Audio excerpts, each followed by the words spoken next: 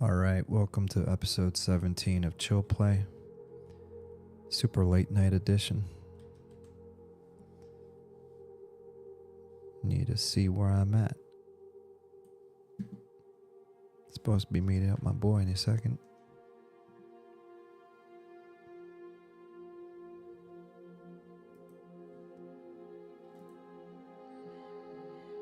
Hey, can you hear me? Yeah, what's up?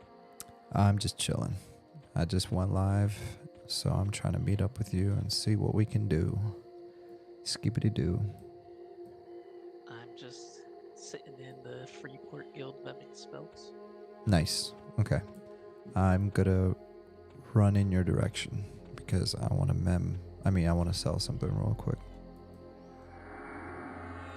We can end up like meeting at the gate or something once you're all done and I'm all done. Sure. Okie finoki artichoke. Oh, this is a bad idea. It's officially 3:01.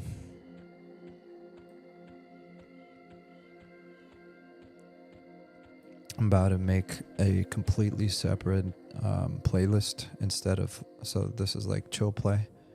I'm gonna make a new one just called drowsy play or sleep play. Yeah, this is more like being asleep and logging in for a round of EverQuest. Dude, I look so fancy with this new gear. Oh wait. Oh no, I think I just deleted one of my spells. Oh no. I don't think you can delete them permanently though. I was memming a spell, but then I switched one of my other spells to that slot, and so it got replaced. So what it probably did is it moved it from one part of the book to another part of the book. So you can do that. Like, you can right click a spell in your spell book, like say it's located on page 1, but you want it to be on page 2. So if you click it from page 1 and click it on page 2 on an empty slot, it will move it to the empty slot. But if you click it on top of an existing spell, then it will swap the position of the two spells. So it should be somewhere in there. The other thing that might have happened is the scroll might have gone back into your backpack. No, I don't have the scroll. I don't see the spell anywhere in my book. You went through all the pages? Yeah. Try logging out and logging back in, because there should be no way of deleting the spell permanently. Unless that's a new feature. Well, when you right click, it says it can be permanently removed by pressing the delete key. Really? The currently selected spell can be permanently removed from your spell book by pressing the delete key on the keyboard. Wow.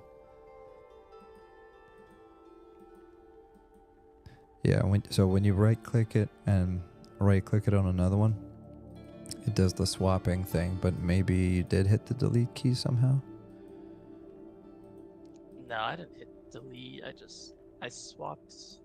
Swap to, yeah, okay. I swapped into the slot that I was memorizing a spell to, and then dude, that's very annoying. Spell, just disappeared. That sucks, dude. I would just, for the sake of for kicks, I would just log out and log back in. Yeah, I just did that. And still nothing. Still gone. That's unfortunate. Dude, do you think it's kind of messed up that I'm giving an ogre head to Boombo the Big? Yeah, that's messed up. Message. Send a message, yeah. Power move.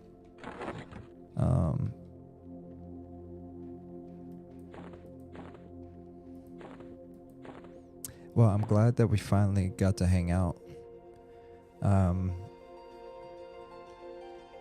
All those chat messages from Skullcat. Now I get to meet the person in the flesh. The first time I met you, though, I was like, oh Must be gosh, exciting for you. please don't let this guy be a troll. I remember our first interaction. It was like, what's your favorite soup? That was the pickles. Oh, it was the pickles. Yeah. So I was like, all right, I don't know where this is going. I'm like, it better not be a troll, but I'm just gonna let it ride.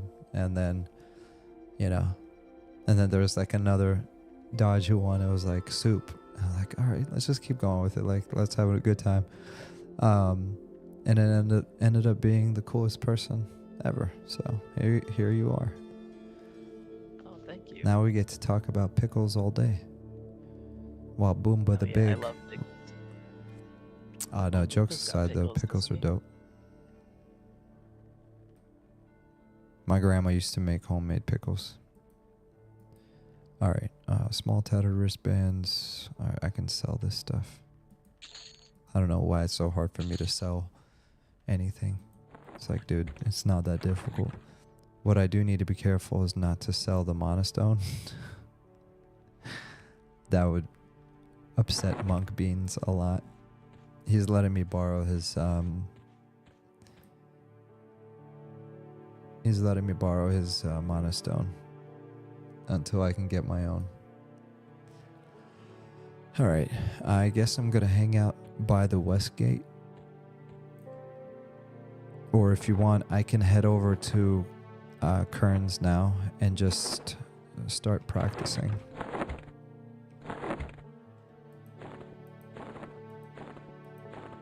I'm almost done here.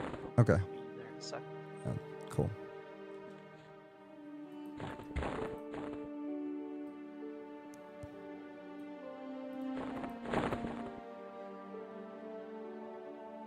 I'm just gonna organize my bags.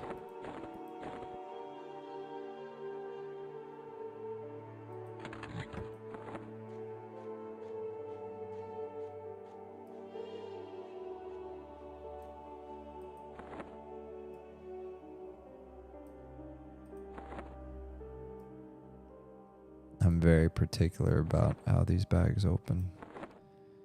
Oh, you're already back. Alright, I'm here, but I will be right back a second. Okay. Make sure you have food and water. Because I just noticed I'm running out. Yeah, I've got like a stack and a half of milk and bread. Ooh, yummy. Alright, cool. I'm gonna go get some food, water. Just let me know when you come back.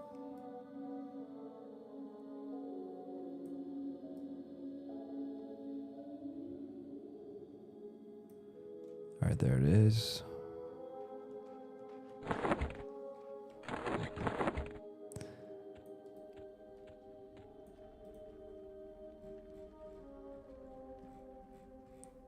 No, of course you don't sell food and water. Why would you? Thanks for nothing.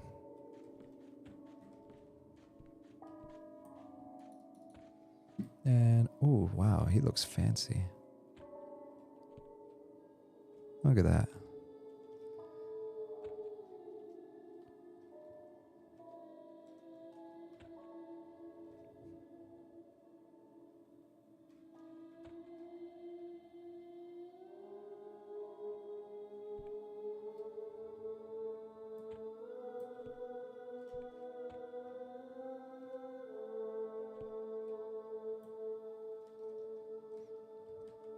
Alright, too much Pixel Quest. It's not the time for this. Alright, who else might sell food? Anyone?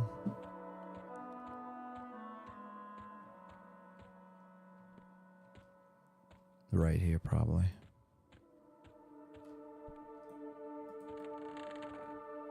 There we go. Or not. Oh boy. Oh, the inn's right here. Hog Collars Inn. Travelers welcome.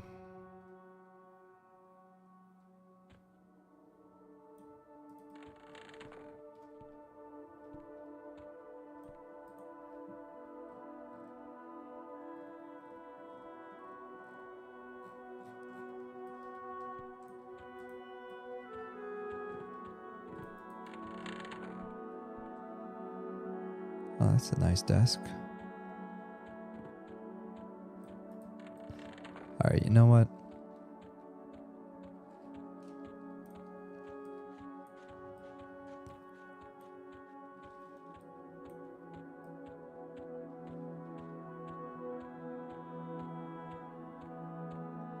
Are you back? Okay. In that case, I'm gonna try one more time. Ah.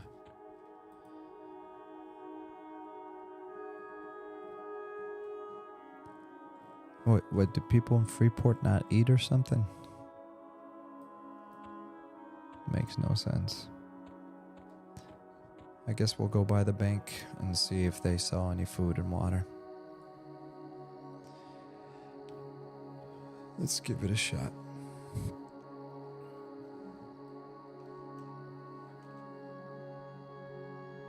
Alright, I'm here. Oh, perfect timing. I just zoned out. So I was trying to get food and water and nobody seems to sell it. So I just ran to North Freeport. I'm going to check one place, and if they don't sell it, I'm coming right back in 2 seconds. Here we go. Oh, somebody just gave me clarity. Oh, well, we better go use it then. What level do you get clarity at? 29. Oh, so it's kind of like, away. Yeah, you're in a similar boat as me then. I don't get my famous ports until around 30 something. Dude, I literally can't find anyone to sell me food and water. What's going on? I can't be the one that's crazy here. This has to be a Freeport issue, not a Draekos issue.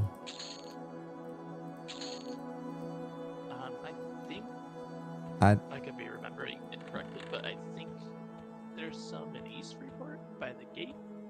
That's just so unnecessary. So I just ran into a tavern. If they don't have it here, I have enough to get me through. It's not wasn't even that big of a deal, but the fact that I couldn't get it made me want to chase after it that much more. So ridiculous. Okay. Wow. 10th times the charm. That was nuts. Alright. So I need 12 and 12. Obviously, it's right there. Why am I counting?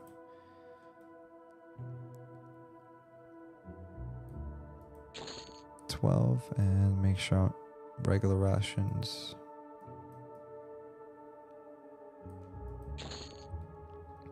Okay, perfect.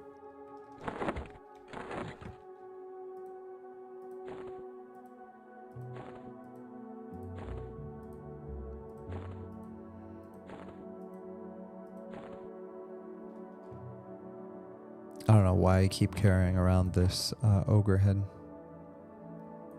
And it actually weighs a lot. It weighs 2 pounds. And I've been just casually running around with it for absolutely no reason. So I'm on my way back now. Coming to you. Oh, I went to East Freeport. Oh, you did? Okay. Well, that's cool too. I'll meet you at the West Freeport gate. I'll come back.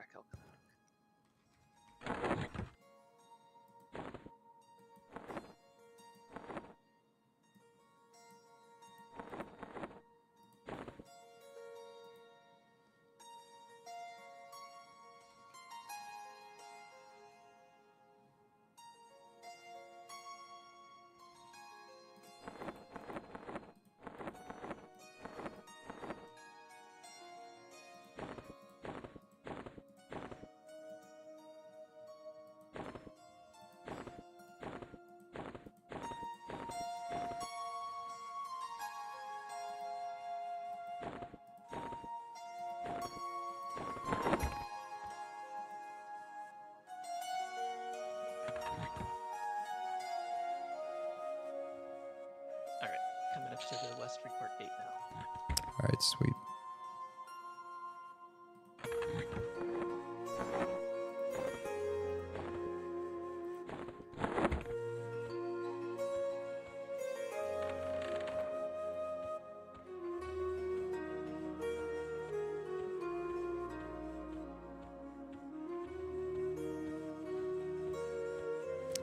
everything looks so fancy.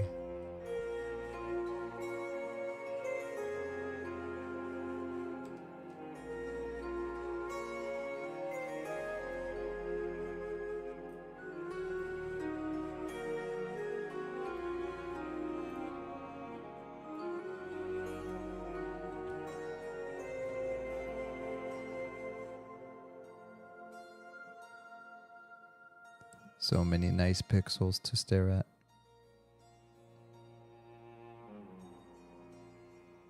Okay.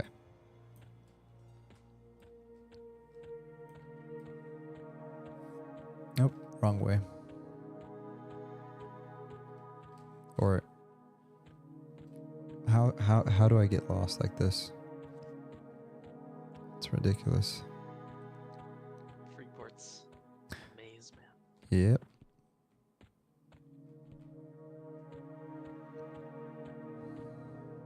Yeah, in my defense, it's also not a good idea to be doing this at 316. Not if you're trying to do it efficiently, but we're gonna have a good feeling about this one. Gonna go to Kern's Tower, and we're gonna get some of that sweet XP. Where are you now? I am right behind you. Here, I'll invite you. Invited. I'm gonna give you fresh Sal.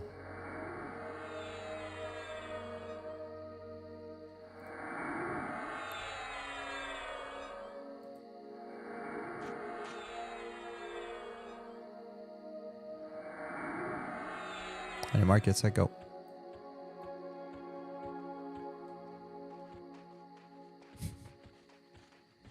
We're racing.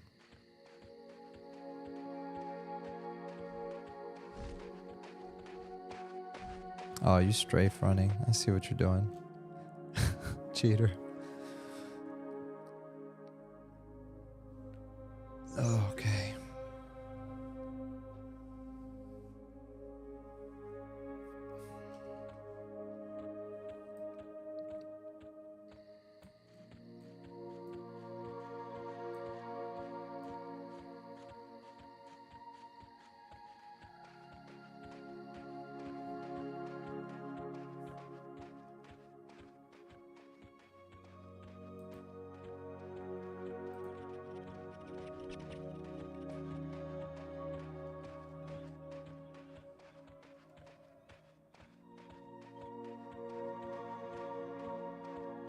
Are we gonna try to find a group there? Maybe. I mean, we might just, I mean, I would say we're gonna definitely try. Oh, gosh. Just died. Oh, no. It was too late. I wouldn't have been able to heal in time.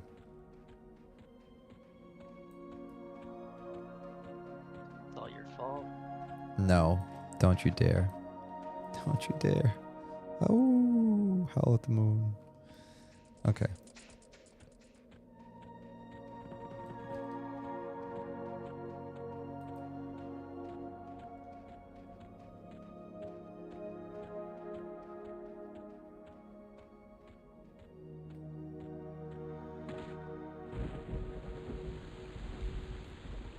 I'm glad we got underneath here before the rain got us wet. Speak for yourself. Boom. Roasted. All right. Yeah, so I mean, we can invite some people, I suppose. Roast Helm is looking for a group. Should I just invite him? The level Z. He's yellow to me, so he's probably red to you. Yeah, he's level 17. Yeah. Blondie is light blue. What is she con to you? Dark blue.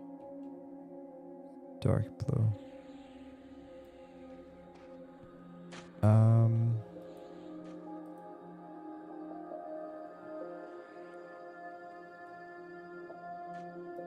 And Let me invite.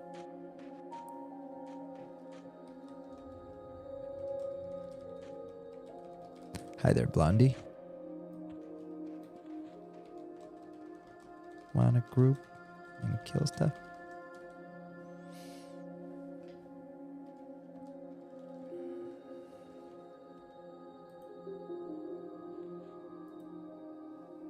Sure, I don't know how long I'll be on, but I'm down. Yippee. Can I do Spirit of Wolf in here? Can't cast this spell inside. Alright. I will,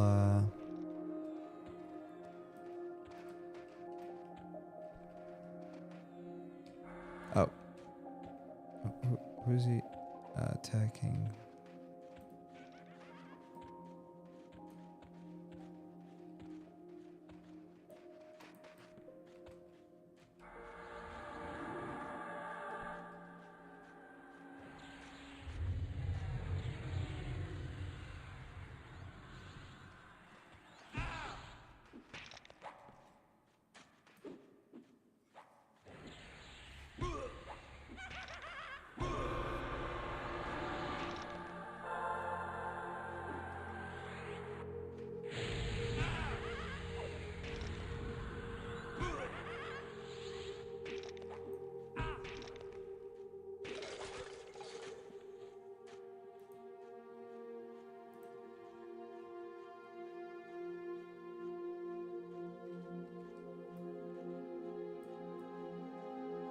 Should we head to the second floor?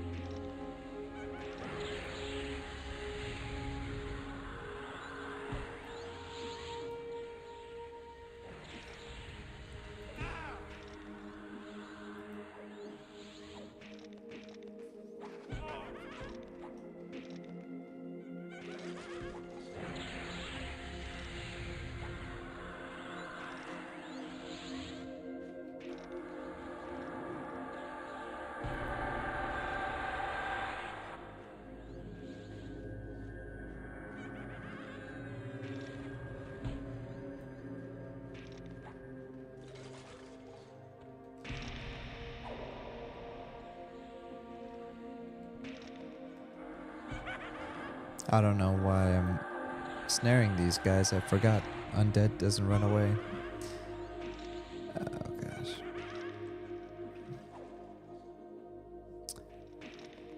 Spec Hops said, watched your last video the other night and logged onto Quarm this morning. Created a halfling druid, ran to EC tunnel to get a port to BB and asked why I couldn't send receive tells. Yeah, that's annoying. Someone told me in out of comments to hit Alt F4, which I forgot completely boots you from the game.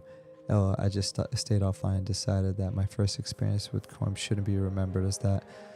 Yeah, that guy was rickrolling and being a douchebag. That's...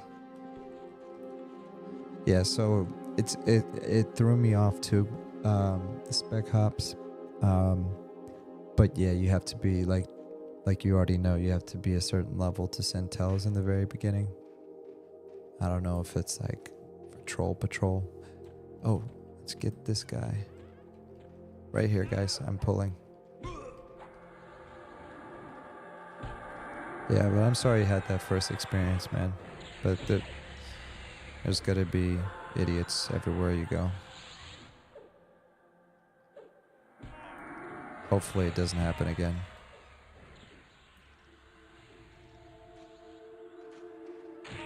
Why am I supposed to be the tank?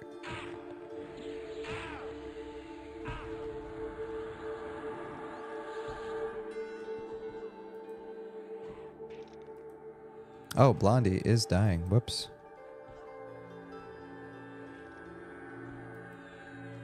Don't die, Blondie. Back up. Back up.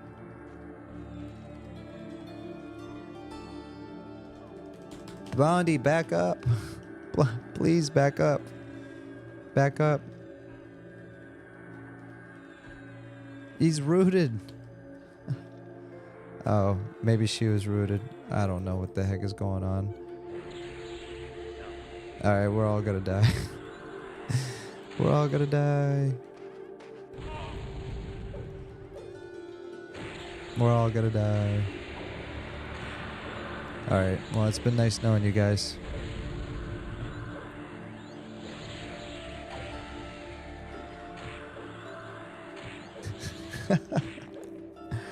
Oh gosh, that was awesome. I have no idea what just happened. I should have done a better job communicating there. But I warned you, this is what happens at 3 in the morning. Oh, right. So I completely forgot to mention that I'm bound in high pass. High pass hold.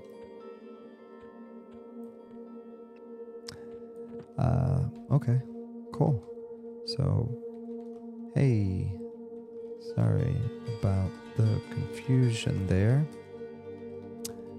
Also, I'm bound in high pass hold. Tee-hee.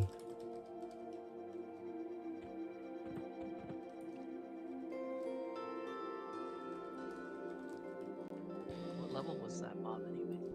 Oh, he was even. I mean, if it was just that one mob, it would have been an easy kill. I could have soloed it. But I got disoriented because I saw like another mob and I couldn't tell if it was attacking us, if it was attacking somebody else. Oh yeah, it was on. And then I was like panicking because I wanted Blondie to back up because I rooted the mob. And so I was more focused on trying to keep her alive. I could have literally just nuked that thing like 5 times in a row.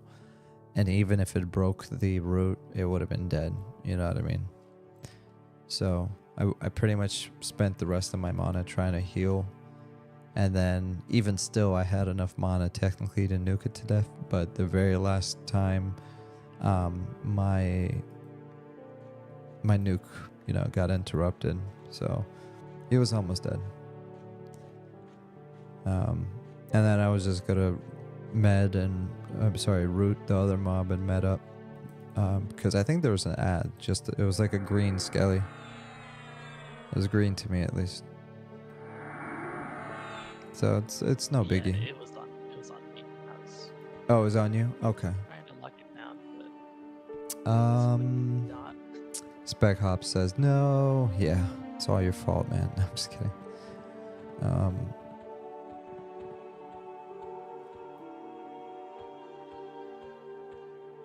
Hey man, that's what you get. You play EverQuest and you mess around and find out. Oh, you wanted to play EverQuest tonight. Okay. Well, let's change your mind about that. You're not going to be able to play EverQuest. EverQuest is going to play you.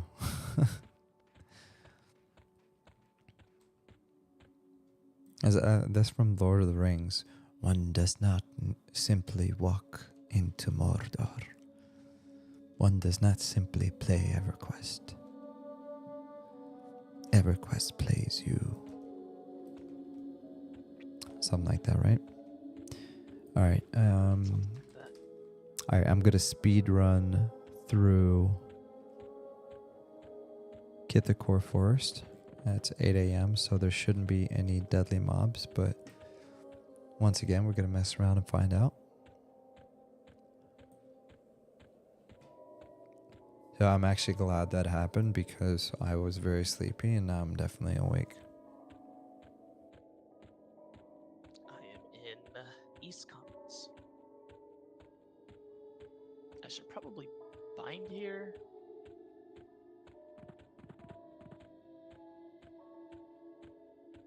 I'm not. But I don't guess. expect on dying again. Oh, you have. I thought you had your bound in GFA rule or something. No. That wasn't a rule. It was back then for like, when I was doing my thing. I don't remember why, but something I said. It's gonna be like my own version of solo self-bound, hardcore.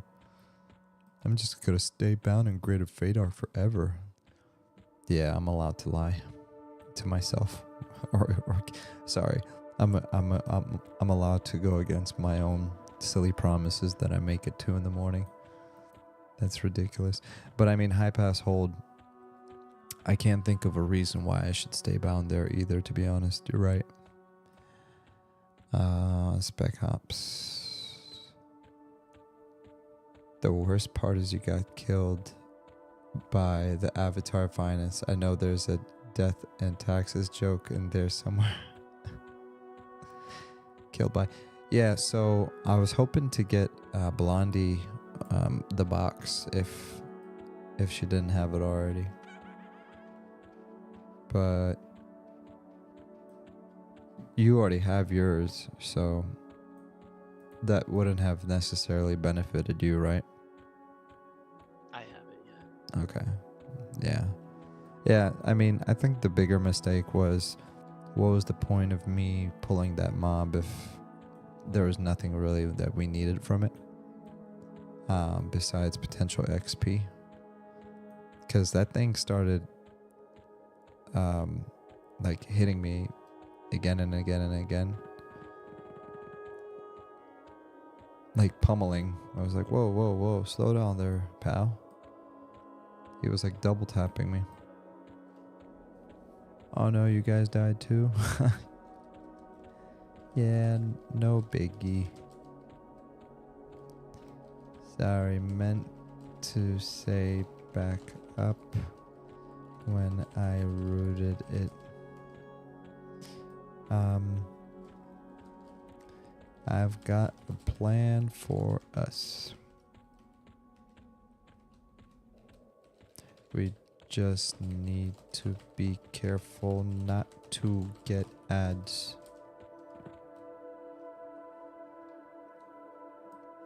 If I'm gonna talk like that, might as well. We just need to be careful not to get ads. Oh gosh.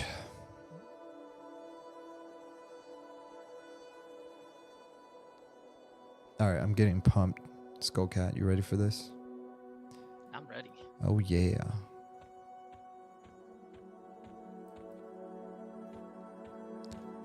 And it was official. Draekos made it out of Kithakor Forest, and he entered West Common Lands. On the way to East Common Lands, he crossed spiders and snakes, orcs, and many other people, even halflings who he lost trust for after his last interaction. But alas, he would go collect his corpse and find another way to get XP, both with Blondie and Olvida, the two finest lasses in the land.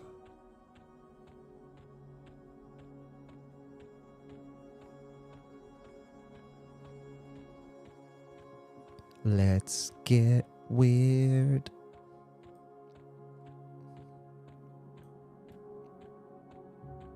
Oh gosh. I really feel bad. So like what I do is I like trap people into like watching one of my videos, and then like they're like, oh dude, this is chill, I can sit here and just listen and just like relax, he can put me to sleep.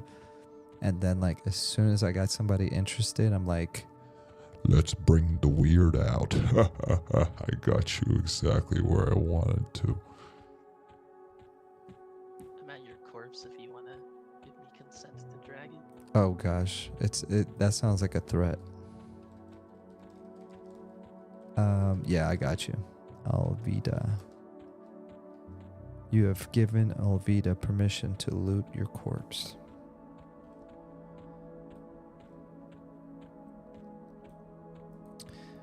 There's something really special about being a druid. I think it's the wind blowing through my hair.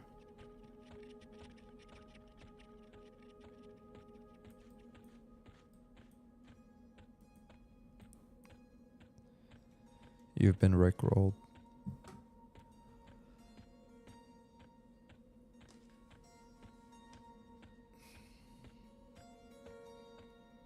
Do, do, do, do, do, do, do. Na, na, na, na, na.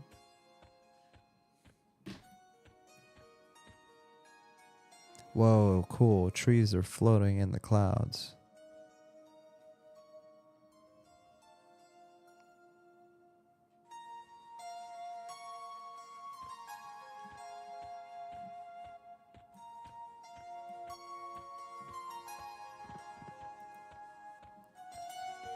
Gloomwater Harpoon for 100 plat.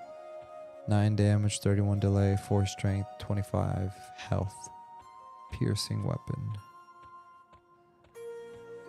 That's a cool looking weapon. It looks like a butcher knife.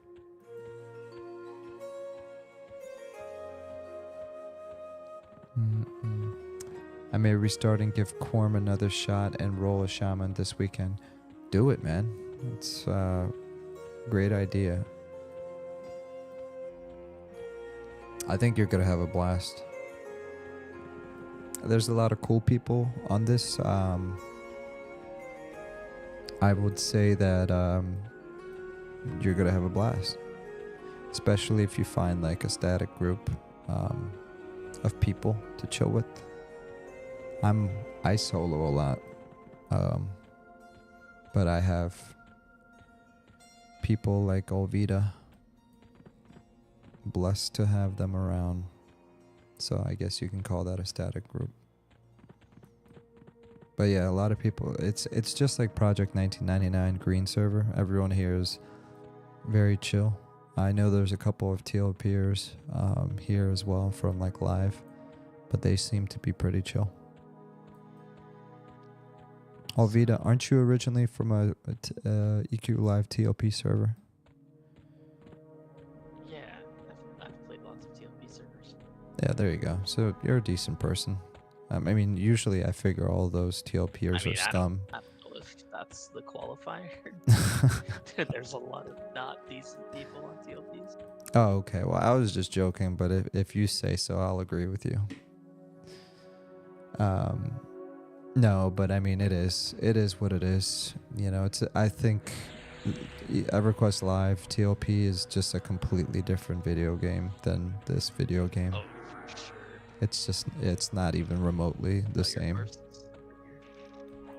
you got it. So let's count how many seconds it takes me to loot my corpse to prove my friend wrong. So there's this group that's looking for 2 more if you want to join them. What? This group right here?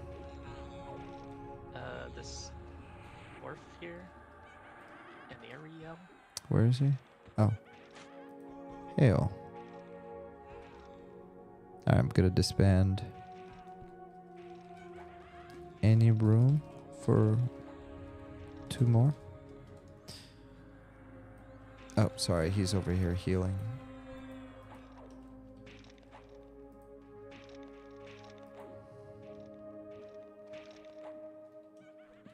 So one feature of Project Quarm is you can actually I'm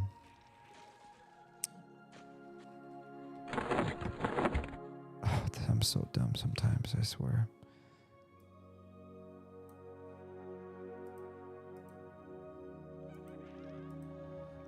So one of the features here is you can actually memorize your spells. Like, what am I trying to say? Like, you know how like your spells, like you have a specific order for them? Oh, I guess they're too low level. Oh, okay. Yeah, just forget it. To be honest, I think you and me should just go duo. We'll figure it out. Sure. I need to grab Okay, some go ahead and spells. invite me then. Yeah. Just let me do the pulling and we'll be in great shape.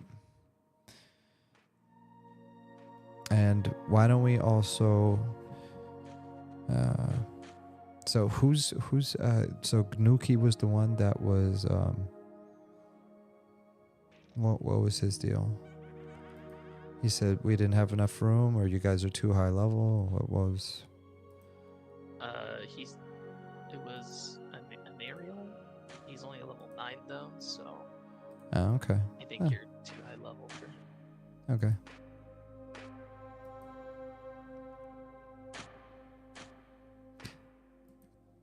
I'm just trying to remember the order of my spells, of how I had them. And my point is, you don't need to remember them because there's a feature in Quarm where you can memorize it. And then when you die like this, you can just like type in a command and it will memorize all your spells in order of how you saved it. I'm going to find out for next time and I'll share it with everyone, including you. There's a command in here. You can do that? Yeah, it's like /spellbook1 /spellbook2. And so all your slots have to be empty, but if you type it, it will start auto-memorizing the order of spells as you had it for spellbook 1, spellbook 2, spellbook 3. It's basically like a quality of life feature that they added, so you don't have to try to remember. Like I'm sitting here trying to remember, oh, which way do I go, George? Where did I have light healing? Did I have this here? Like, it's so annoying doing this sometimes. This Mesmer guy is casting clarity. Nice. Tell him I want some. He's All right right. here at the entrance. No. I bow to no one. You tell him to come to me. I'm just kidding. Alright, I think I figured it out. Alright, I'm gonna pull this dude. Oh, you already have one on you? Okay, cool. Let me... And don't be ashamed. If we need to run away, we can run away. I'm just gonna root everything. Oh, you mezzed him? Sorry. I didn't know. Yeah, that's fine.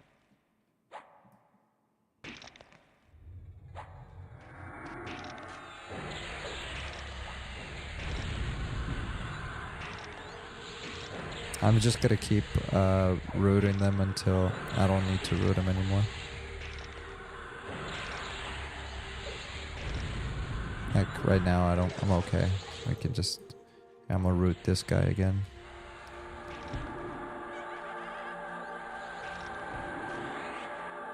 By the way, once we clear this one, we're gonna move to a different spot. Something that's a little bit more manageable than this. Oh, get off. Because we're just gonna keep getting ads in this spot.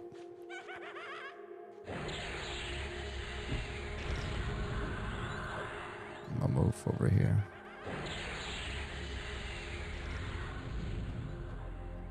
Oh, see, there you go. We got another ad. So let's go ahead and run away, and we can start again.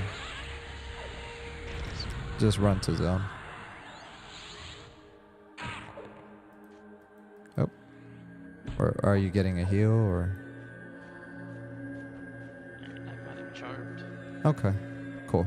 I'm gonna run out of mana after about 2 more spells. It looks like that guy's hooking that up. Yeah, I'm zoning. No, you're fine. Well, I mean, it's just, okay, fine. I'll just move right here so I can stop getting ads.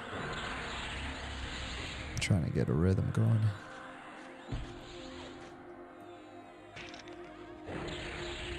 Nice. I forgot that you know how to charm.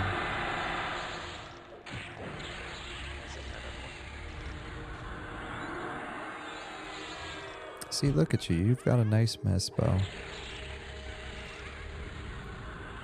Alright, which one are we on right now? The one, this one? Okay, cool. Yeah, I mean, I think it's convenient. You're right. We should just pull to like right here. Not like right here, but maybe to that corner. I'm out of mana, so I'm just gonna use my mana stone. Oh, bad idea. That dropped my mana way down too low. You should grab a clarity from this guy. Oh. Oh, sir. That's I'm weird. still sharing clarity. Oh, yeah. Didn't even need to ask. You're awesome. Thank you, sir.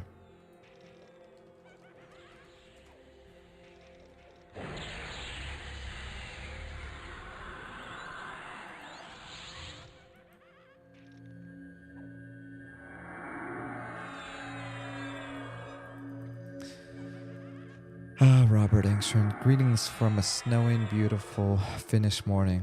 Good morning, Robert. Good to hear from you, see you. It's always a pleasure. Oh, I thought I was sitting down to med.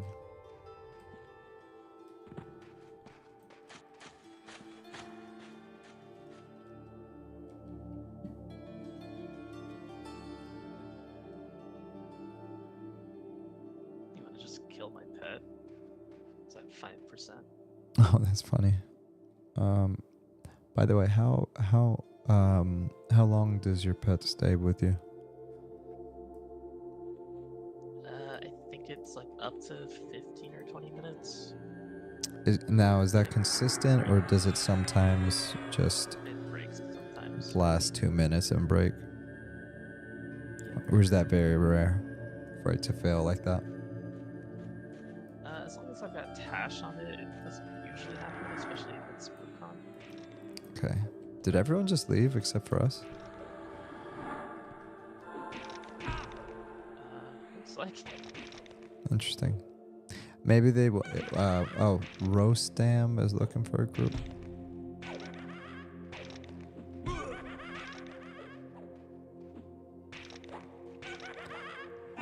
Tari said, how's it going? Got the stream on while I work like usual. Hope y'all are having a good one. I hope you're having a good one at work. Thanks for being here. And I already read what Robert said. As usual. Oh, Robert, I don't think I got a chance to tell you, but the Veil of Zentar, that sounds amazing.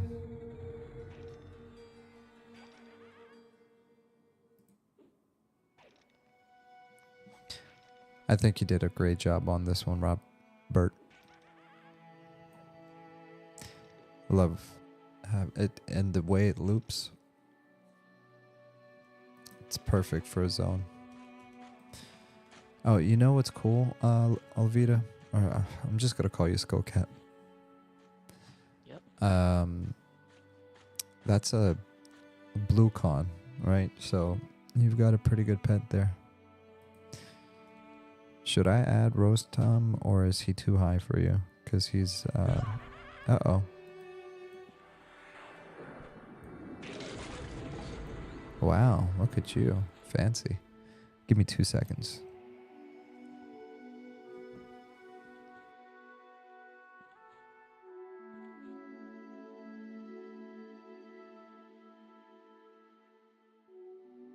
He shouldn't be too high for me. I'm level 12, he's 17, I think.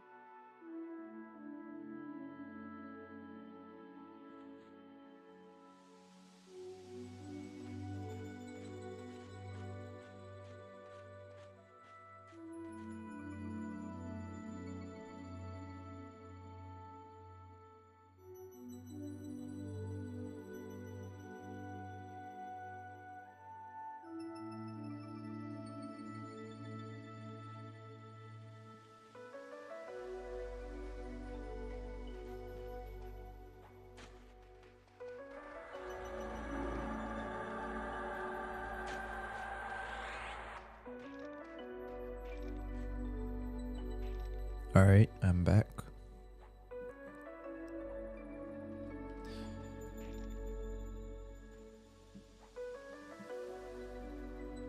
Welcome back. Alrighty, let's do it then. I'm getting hype. Hype. I'm just kidding. You can fight him if you want. I don't know. I'm okay. Feel- Let's no,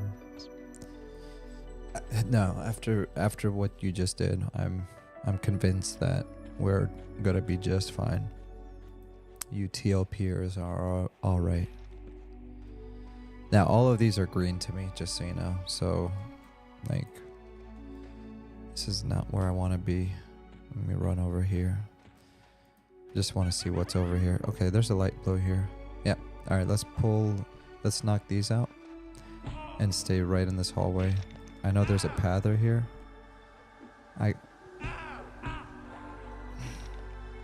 I'm attacking the light blue one right now.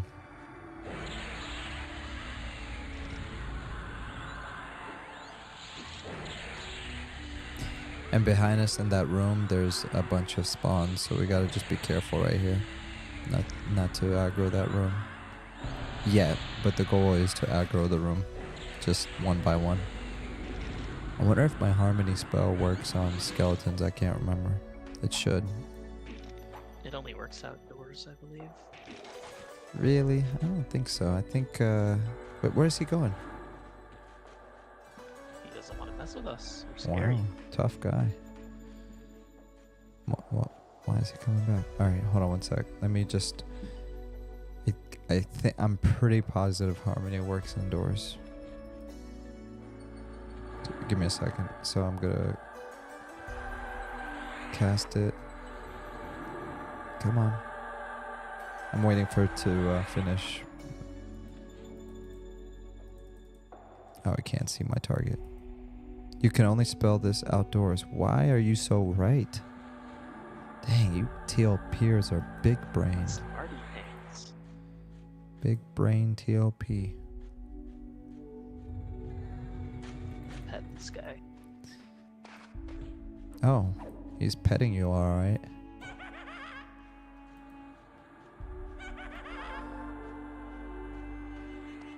Oh, look at that. All right, so there should be 2 in here. There's one right here. My tab targeting is not working. Okay, he's green. All right, you know what? Follow me. Let's work our way up the stairs. Because there's no XP for me here. I'm right up here. I got a skeleton on me. Oh, sorry. Are you back where we were? I'm at the stairs. Oh, you're at the stairs. I'm sorry. Coming. Are you up the stairs or down the stairs? Oh, you're at the other staircase. Okay, sorry.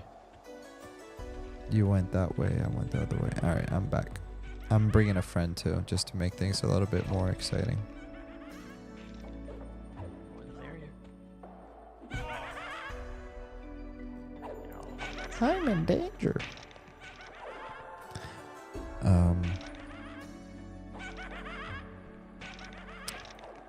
Tell me you don't know what you're doing without telling me you don't know what you're doing.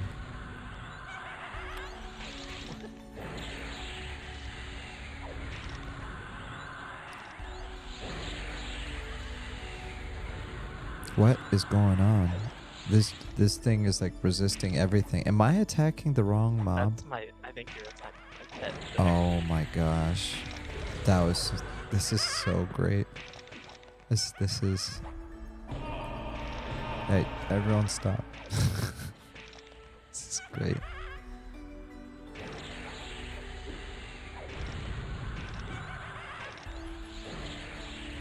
worry, we'll kill this pet afterwards. Never have to deal with it again. Until I charm something else. Okay. Well, that was interesting. Which one's which now? The one by the stairs is the enemy. Oh, okay.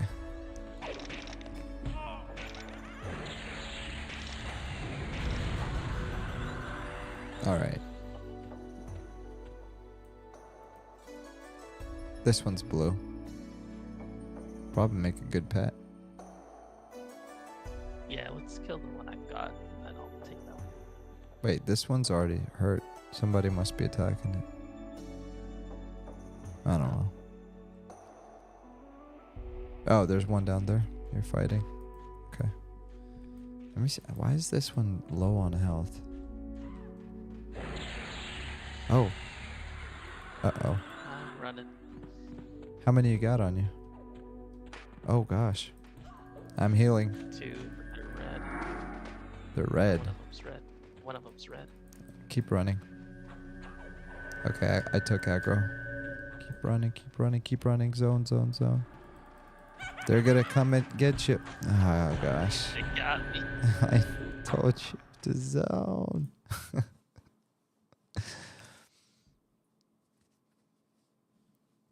It's okay. I'm bound right here, so. That's good.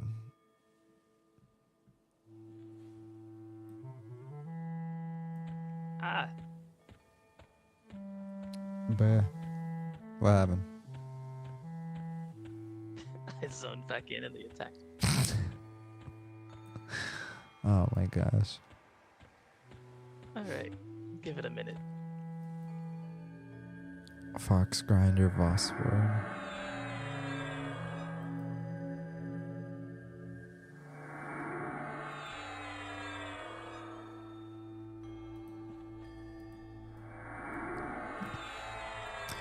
I mean, I know that zone is probably good. I feel like it's overrated. Like, people just want to do it because I am inclined to agree. I mean, because to be honest, I'd rather be doing like a proper camp or like, oh, you know, let's go to High Pass or let's go to, what's that Knoll dungeon called? Split ball. Split Ball or something like that. But this is too gimmicky, you know what I mean? I mean, if okay, I'm not trying to be an asshole, but if we were like on the second or third floor and we were part of a full group and it was just like mob after mob after mob, yeah, I'm sure that's good XP, but as a duo, it's probably not the best choice.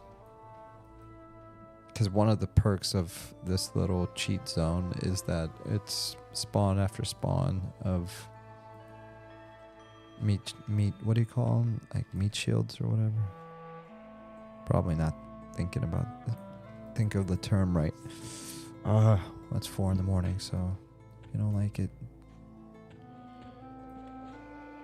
Alright, so stay right there. I'm gonna run upstairs real quick and investigate. I don't know why those guys were red, but I want more. Because really what we need is a group. Like this guy. Drunky. Hail. Looking for group?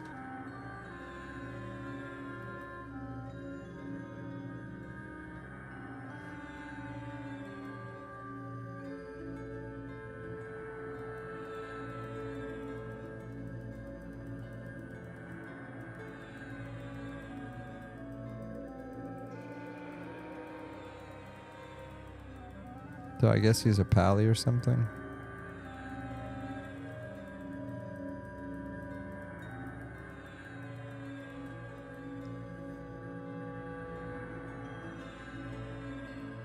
Alright, I just healed him up. Major Icebone Skeleton is yellow. Yeah, we need to be on the bridge up here, dude. Let me ask him if he wants to join. He's probably going to be like, I want to solo. Nope, he joined. Okay. I'll be right there. Alright, so we're right on the bridge with the stairs closest to you. Hey. How are ya?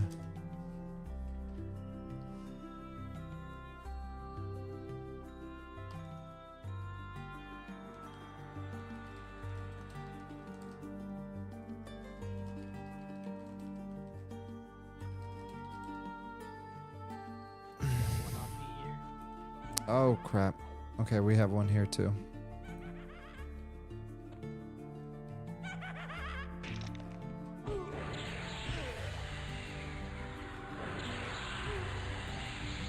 And there's one. Are you okay? Are you able to reach Yeah. us? Oh, okay, there's a yellow here. Yeah, just wait until we get rid of this one, I guess. Oh, he just started pathing away, so if you can make it to us, great.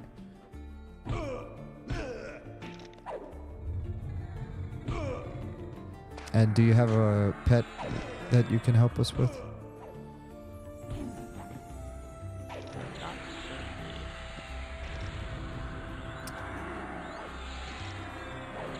Summon one, but it's only like level 8. Say that again? I can summon a pet, but it's pretty low. Oh, did I say pet? 8 or I'm 9. sorry. I meant, when I say pet, I mean charm.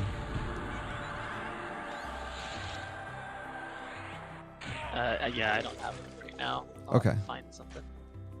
Yeah, that one's green over there. We don't want that. Nice. Don't have a super long, but can group for 30 or so. Okay. Cool. All these lightweights, man. I only have 30 more minutes. Wah. I'm just kidding. To be honest, that's the responsible thing. It's only 4 a.m. Yeah, it's only 4 a.m. This is completely normal. Well, it's 1 a.m. for me. Oh, I hate this though, because like as much as I couldn't care less, because for me this is like a workflow thing. Like it's a lot easier for me to just do the live stream so that I can save it directly to YouTube and then rewatch it later. But still, like, there's certain things I wouldn't do in public, and one of them is walk around at 4 in the morning and have conversations with people and then record myself doing it, because that's essentially what's happening right now. It's like bad idea. I don't think anyone is able to hold a proper conversation at 1 in the morning.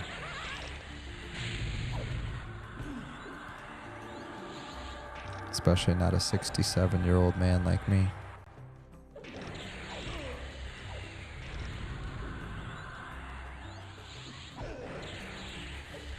I should say 67 years young, not old, because I don't feel a day over 25.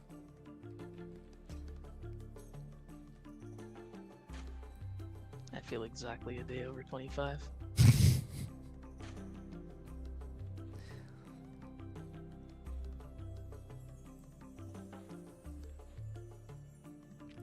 So that guy over there is yellow to me.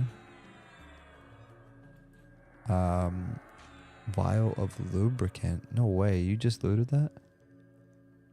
Yeah. That sounds Take it out. expensive. Alright, so It's like a plat. okay, that's super expensive.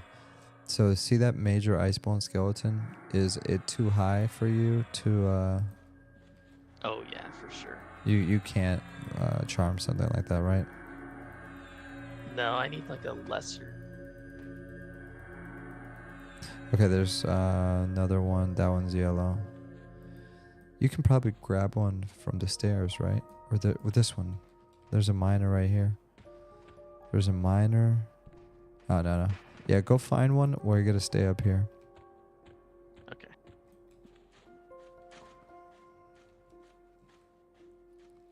Nope.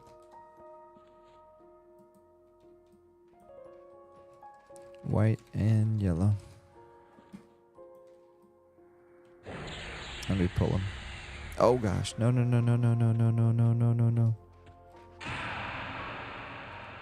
What's wrong? He was running like the wrong way.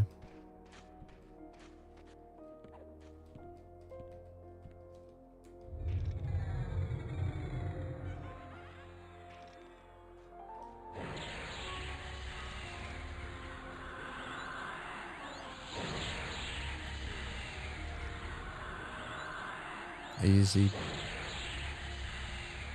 breezy, beautiful cover girl.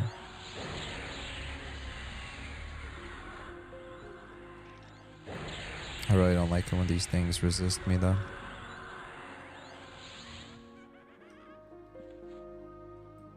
I want that sword. Give it to me. Oh wow, it's a rusty scimitar. I take that back. Okay, that is a yellow one. Oh gosh, is that you pulling the entire zone? Nope. Okay.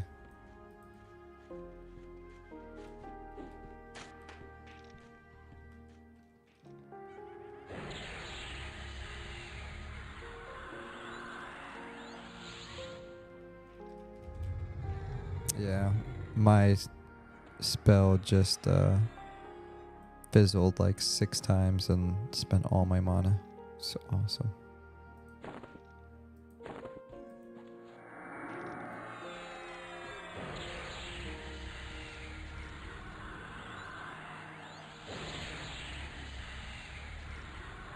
Alright, I've got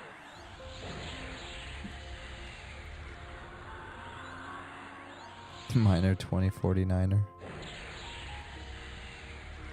Robert said minor 2049er. I love it. You got yourself a buddy. Good job. Yeah, I did. All right, you might want to let him know that that's one of yours. Nah, he figured it out. Look at that. Everyone here is such a smart cookie. I'm just impressed. You guys are some real chads. You know what's so confusing about some of the slang in the world is that, like, if you look up Chad, it's supposed to like mean like a really positive thing, like, you know, way to go, Chad. And I said that to one of the people on the Discord, and he was like, "Dang, what did I do to you?" I'm like, "What are you talking about? You did everything. You like helped the group with this and that."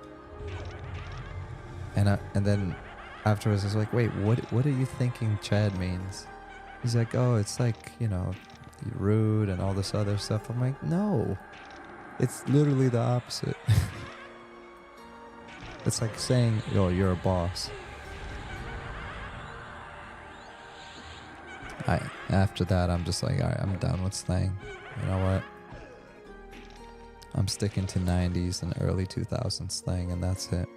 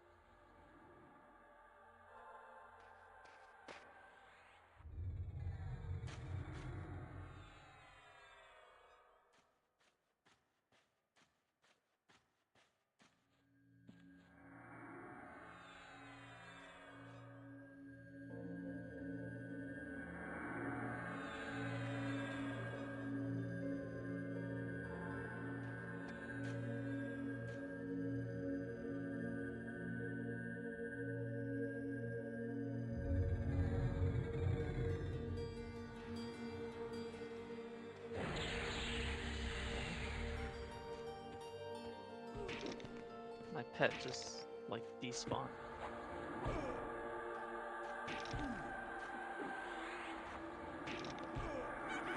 Well, that's lame-o.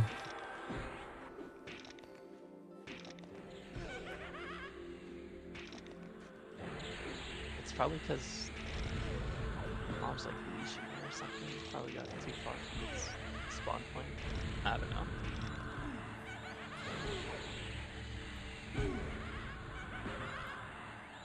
I'll just summon a pet for now. Doesn't do much, but it's more than nothing, I guess.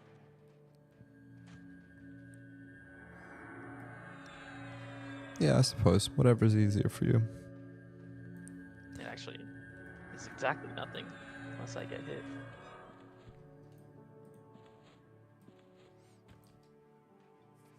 I mean, does it do anything? No, it basically just defends me. Spec Hop said, wait a second. Is Quarm already in Kunok era? No. It's a cheat zone.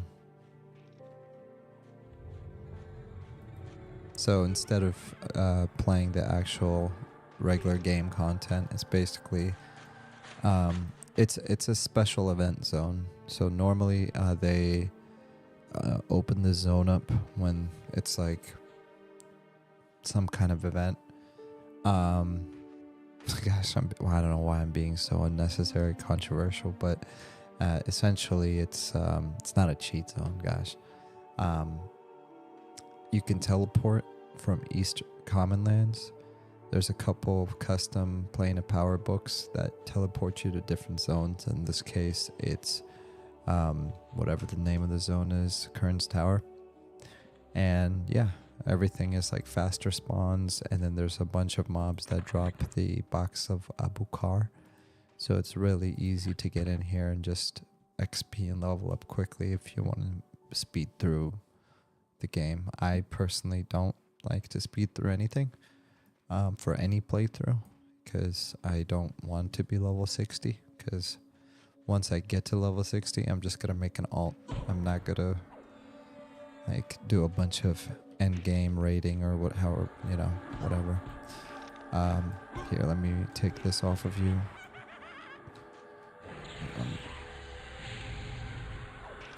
Okay. And you can't get any of these, right? Correct? Okay. Not if you dot them.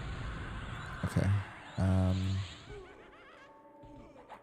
This Icebone, this lesser one you should be able to get, right? Like to... Yeah, I farmed. You charmed him? Okay, cool. That would be perfect. And then let me steal aggro here. Oh, darn it. Okay, so we have one mez and one pet. And we're attacking the yellow one right now. Good for you. Look at you. I keep trying to remind myself that you're a professional. If anything, I'm the biggest noob in this game. I've literally been playing for 25 years, and it's like watching... I don't even know how to describe my level of noobdom. It's not even noobdom, it's incompetence. Like, I can't even excuse it with, oh, I'm just a noob. It's like, no, dude, you just genuinely suck. You've been doing this for 25 years. You can't call yourself a noob. You genuinely suck, Draekos. I'm just like, you're right, I do. That's the conversation I have with myself. We got one Incoming. Don't self-shame, man. Oh, geez, I'm not self-shaming. Who's yelling at me? Stop it. No self-put-downs then. Where did you come from? Who are you? No, I'm just kidding. Oh, what's up first? I thought you were Dodger for a second. Well, thank you. I won't self-shame myself. I didn't realize important people were listening in. I'm sorry. I'll never do it again. No, this is what happens when I stay up till 4 in the morning. I start saying random stuff. Yeah, I saw you on, and I was like, there's 5 people in here that are still in like voice chat. Like, why? It's way too late for this, I know. So Hypto, Dodger, and Unducky, they're currently doing some kind of item grind. And so they're hanging out over there, and because they're all like in their 30s. And then me and Skokat are the same level, so we're like, yeah, let's do this at 4 in the morning. This is a great idea. In his defense, though, it's like 1 in the morning for him. Sorry, I thought you were talking age and not level. So I was like, oh, is 30 the new 20? Yeah, they're all in their 30s. They're too old for us. This is the 20-year-old crowd. Oh, snap. I need to heal somebody. Somebody. Anybody. So where are you guys at? So we are in the cheat zone. The cheat zone? I'm just being Yeah, silly. We're in Kern's It's tower. all ice bones. Oh yeah, I guess Kern's is sort of a cheat zone, isn't it? It really is. I mean, not that there's anything wrong with that. Like, there's certain people, like we had this long debate today about how some people just like to bypass all the content. And it was a very in-depth conversation, so it was much more than that. But, you know, a lot of the stuff that we do when you guys aren't around, and by you guys, I hate to put, you're not in a category, but anyone that's directly involved with Eminem, we have conversations in the background and sometimes arguments about what we think should be in the game or what kind of systems should be implemented, what shouldn't be implemented, which ideas we like that you guys have, which ideas we hate that you guys have. I don't hate anything. I personally, I'm just one of those fanboys. No, there has to Yes, be master. something. I will tell you one thing I don't like. If you might, See? See? If you mind hearing it, I don't want to make this an Eminem conversation. Go for it. I've been So- an MMO player since 1999. Like, there is always something that somebody dislikes.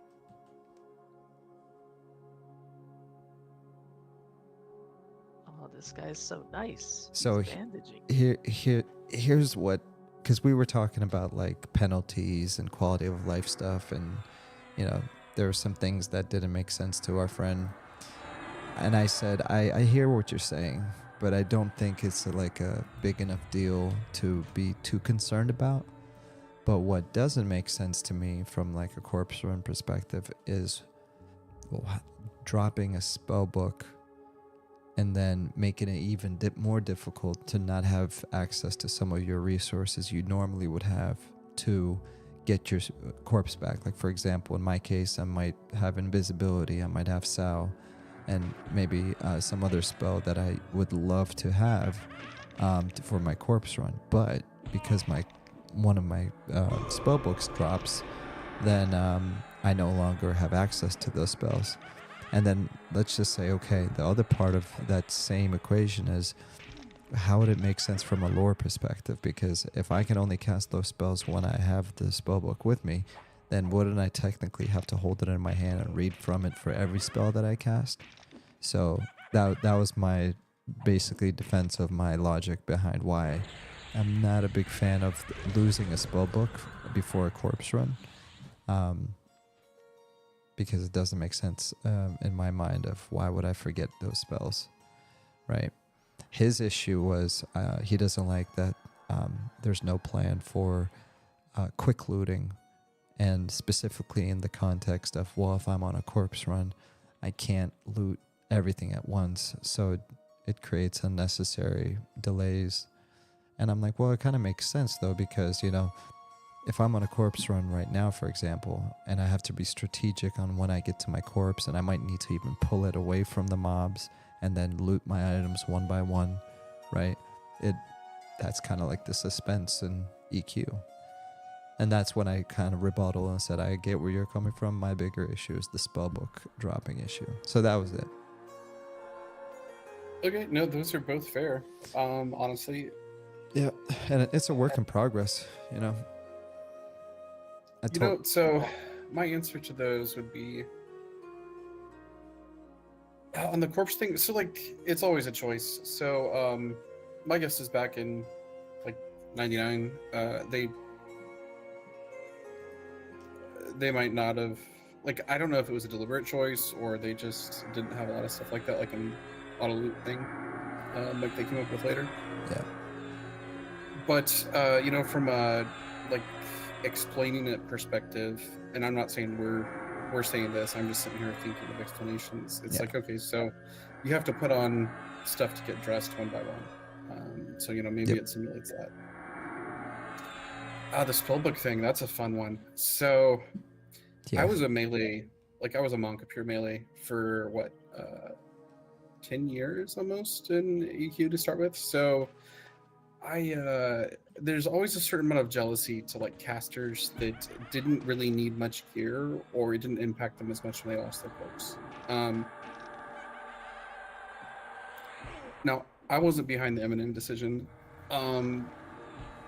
but I will point out that it's sort of like a old school D&D sort of mechanic. Was it what they call it?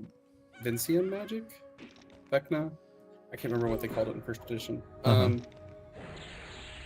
But you don't actually need your spellbook to cast spells. You need your spellbook to memorize the spells. You retain them in your mind, and you lose them when you die.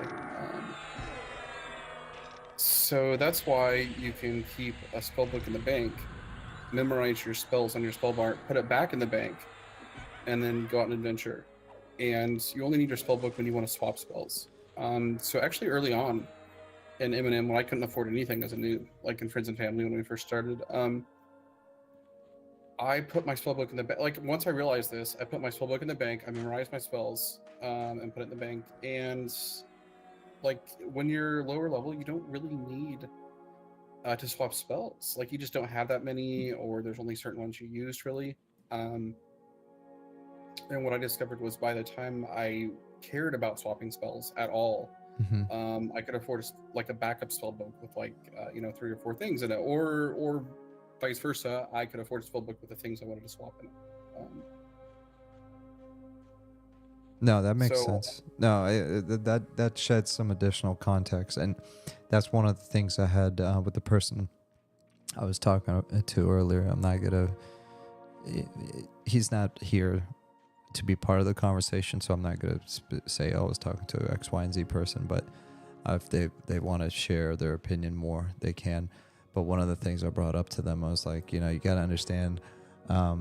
Eminem takes inspiration from a lot of places, one of them being D&D, so there's got to be stuff that, some people might not be used to because they're used to just the MMO genre. But there's a lot of stuff that, again, this is just my opinion, that seems like it's coming from a D&D background, which, to be honest, I'd prefer getting inspiration from D&D things more than some of the modern MMOs I've played. It's tough to work in a D&D feel in an MMO because some things just like don't fit. Like they spent like what 1 or 2 decades up until like the early 2000s, or actually late 90s probably, trying to cram like complete D&D mechanics into like 3D worlds, like single player RPGs and even MMOs, like early MUDs. Like it just doesn't necessarily work in an MMO, right? That's why like the rogue in classic EQ didn't work, is because it was more of a thief, and that's really tough to make work in a, especially an old school MMO when they have limited tech. These guys are looking for a group. Sorry, I'm listening. I'm just inviting these guys. Yeah, it's a very difficult balance. I mean, anything is difficult to balance. You're building a freaking MMO. But what I'm excited about too, like at the end of the day, there's gonna be things that that's why we're gonna be doing tests. That's why there's gonna be the early access, and you guys are, I'm sure, gonna have even more, even like. Did I remember correctly that you guys also plan on doing like a invitation style type of beta before the early access? Which I believe it's closed alpha and open beta. Okay, closed alpha, open beta. Okay, cool. Well, whoever those closed alpha testers are, this is a good time to look around and find some of the honest folks, because like me, I'm biased. Like Eminem could literally release as a mobile game and I'll still like it with pay to win. I'm just kidding. I would literally delete all of you guys from existence, as friends, that is. But don't ever do that. But no, I mean, like the more honest people we can get on there for that closed alpha test, because like I said, I mean, I'll be okay with whatever you guys do. Like I remember when I saw the wood elves with the dark eyes, I'm like, oh, that's not for me. But then it took me like a week and I was convinced that was the way. And then we ended up getting the pupils back anyways. I will say, when I was looking at one of the streams, I do think they need to be a little bit chunkier. Or at least like What needs to be chunkier? the wood elves. I just think they need maybe just one more sandwich. That's all. Well, here's my logic behind that, right? Humans, I think they're more along the lines of being technological, right? They use the resources and their abilities to kind of adapt to the world around them. Whereas wood elves, they literally rely on nature and controlling nature, so they climb up trees or whatever, so they're more like outdoorsy people, so they should be a little bit chunky as far as like having some biceps. But elves have always been traditionally skinny, just not that skinny. To be honest, I really didn't have an opinion about it till somebody else brought it up, and then I would try to look at it from their perspective. I'm like, yeah, I guess they could be a little thicker. Yeah, maybe. But it's part of the somebody explained the lore to me that it's there's a reason for that. But and again, I apologize. It's 4:30, so if I'm talking over you, it's because my brain's not functioning properly. Go ahead. No, it's fine. Wood elves definitely have a look for a reason. Yep. That said, hopefully they look a little better with armor on. Oh yeah, it's got to be night and day different. Especially the way it's going to wrap around them, because part of being a low poly is the texture like wraps around the model, right? I'm probably not explaining. Unless we do an attachment, yeah. Yeah. I don't think they're not going to change though, just unless like Sean or Nick come back and like, yeah, we really need to change this. I don't think they're going to change. Yeah, exactly. And again, I trust the team enough that like once you start putting the armor on, which you've already obviously done that inside of the dressing room, if it was something that looked off, you guys would have collectively said, yeah, that looks off,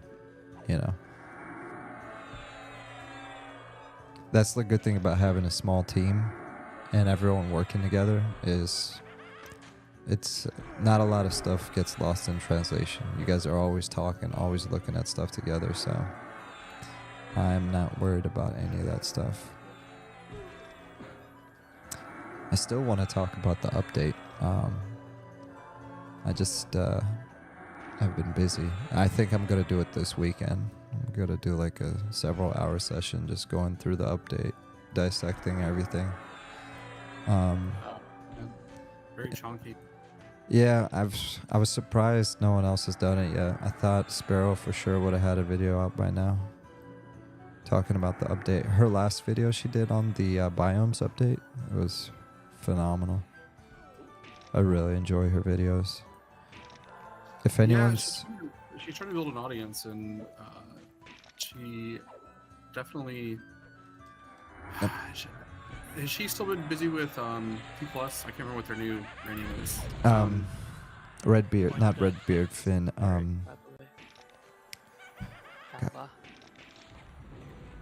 No, I can't remember his name right now. I know who you're talking about. Static Group, and then yeah, Nathan Napalm. And Nathan Napalm. They were playing EA and streaming together. Yeah, they were playing together. They were on Emperor's Drift together. So I was watching Goblin's stream, and then he raided Nathan's stream. Oh yeah, he did that when he was doing the icons. Yeah, Goblin was on for like 5 hours today. I was watching like from 4 p.m. till like 9:30. I think he was on. I embarrassed myself. I like gifted a couple of subs just to be nice, and I interrupted him mid-sentence with the little pop-up that comes up.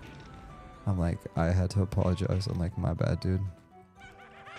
But then a guy came up right behind me and gifted like 10, so I was like, I didn't feel so embarrassed. Is Cleric here? Wants a group invite? Sorry? Is Cleric here, Cowbell? Oh, I'm sorry. I apologize. I'm being a terrible supreme leader.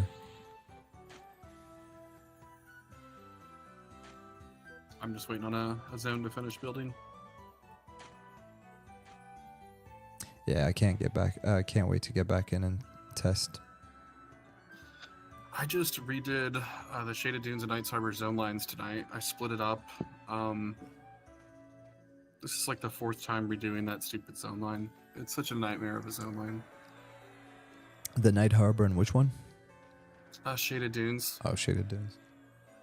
Yeah, so our environmental artist made the zone line pretty much be the wall between the two, Mhm. except for it's not perfectly straight, and they have like sections that aren't like perfectly, like the wall isn't perfectly vertical, like cut off. It's like jagged and has some edges. And then they put a little tower in it, and those all sound well and good, but and then like the zone wall, like at the edge of the wall between the zones, like there's a cliff, and it's like at a weird angle. So you just have to. It's just silly the amount of work I've had to do to try to make that zone line feel good, because you expect to zone over like on a path and roughly where the hole in the wall is. Yeah. And you don't want to be in geo, you don't want to be on top of anything, and It's crazy how the little stuff like that it can be such a huge time suck. yeah, I've spent probably 15 hours on that zone line over the last year. Goodness. Yeah, I split it up into 3 sections now, and no matter what I do, like I have the exact same size of the volumes on either side. They're in the exact same location, like almost down to the pixel. And you still vary like up to like 10 feet left or right. And I don't know why in some cases. Like it's good in some sections, but like there's one section, I think it's because there's like a block with an opening under it. And I think the raycast to place you doesn't like that. So I don't know, it's annoying. And like there's that little tower thing that is there, and if you hit the zone line right, you end up on top of it. I don't think I'm gonna do anything about that one though.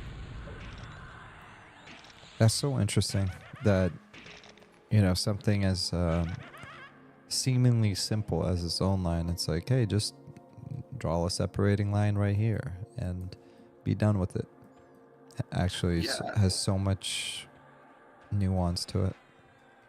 Yeah, like ending up in terrain and slope too is fun. So I spent like 30 minutes like going through everything like over and over and over again, because it would zone me.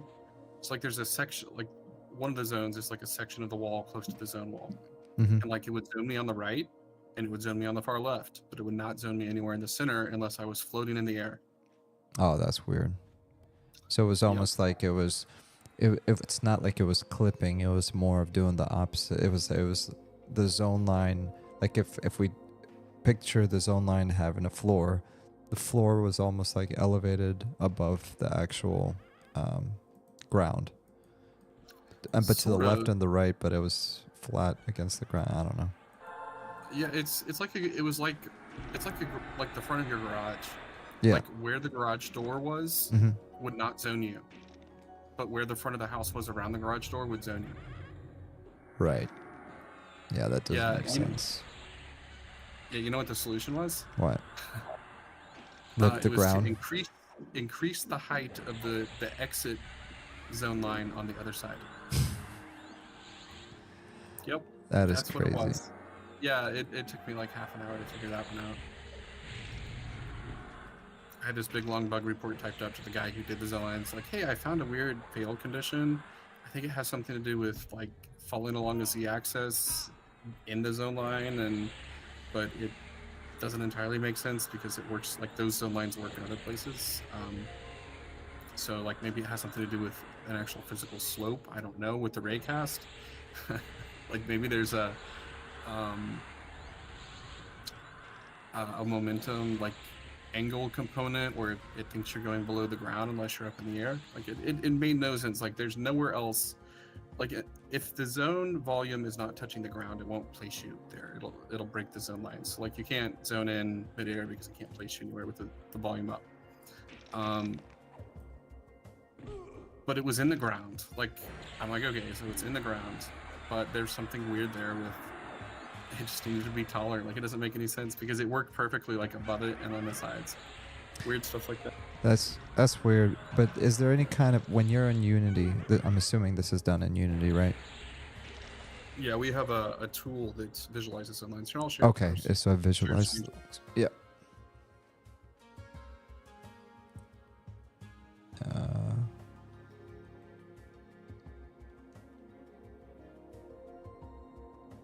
Now, if in this case, I probably won't do it, but if you ever mind, I can also share a screen here, but I won't. I'm just going to look over to my right screen here. Yeah, I love the zone.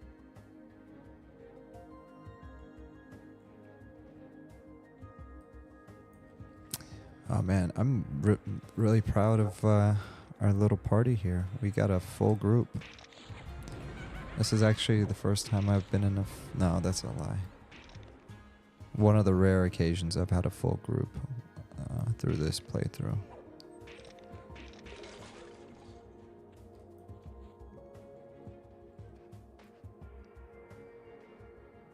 No, yeah, this is... Okay.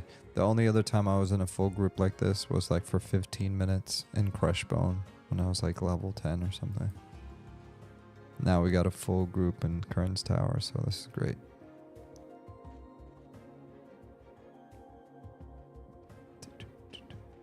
I'm gonna read these, some of these comments. That's me when I play Asheron's Call.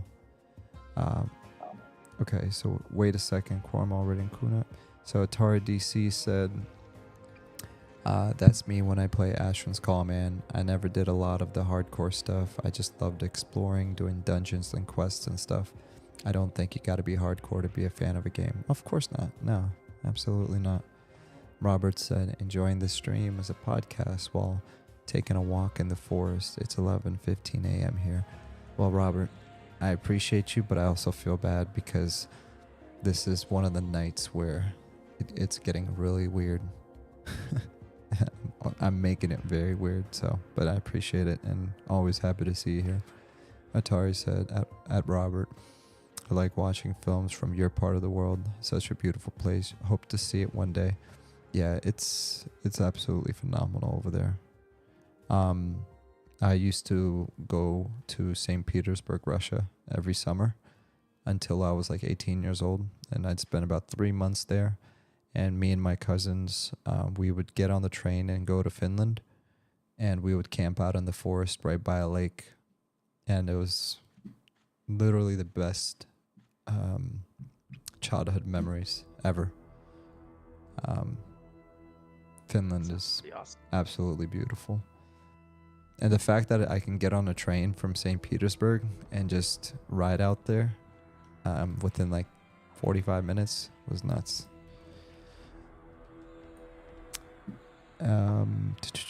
And then let me just okay, man, I have all this catching up to do. I'm almost done. English, I like watching films. Atari said the DDO game, I liked it, but it had too many issues. I played it. Dungeons & Dragons Online, I did play that too. I played it within the past few years again, and it was still pretty fun and soloable now. But that kind of broke the intention for the original game. Dodger said this looks familiar. Atari said they added pupils, adding back to my wish list ASAP. Oh, the Wood Elves. They added pupils, adding back to my wish list ASAP. Just kidding. Elves gotta look like male models from the 90s with the heroined out look. Makes sense. And then I've always played half-elf rangers or rogues in D&D. Robert said, weird is good, bro. I'll join the voice chat in a bit when I'm back at the house if you're still on. Sounds good, Rob. You're always welcome. All right. Finally finished reading those comments. I'm a terrible, terrible human. Just joking. Put the screenshot in the voice chat. Okay, cool. There's a chat for voice? Yeah. I didn't know that. Yeah, look right to the right of the name of the voice channel, and you'll see an open chat. Okay, let me check here.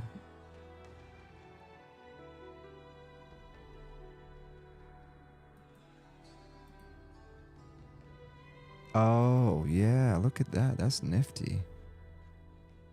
You just taught me something new about Discord. Yeah.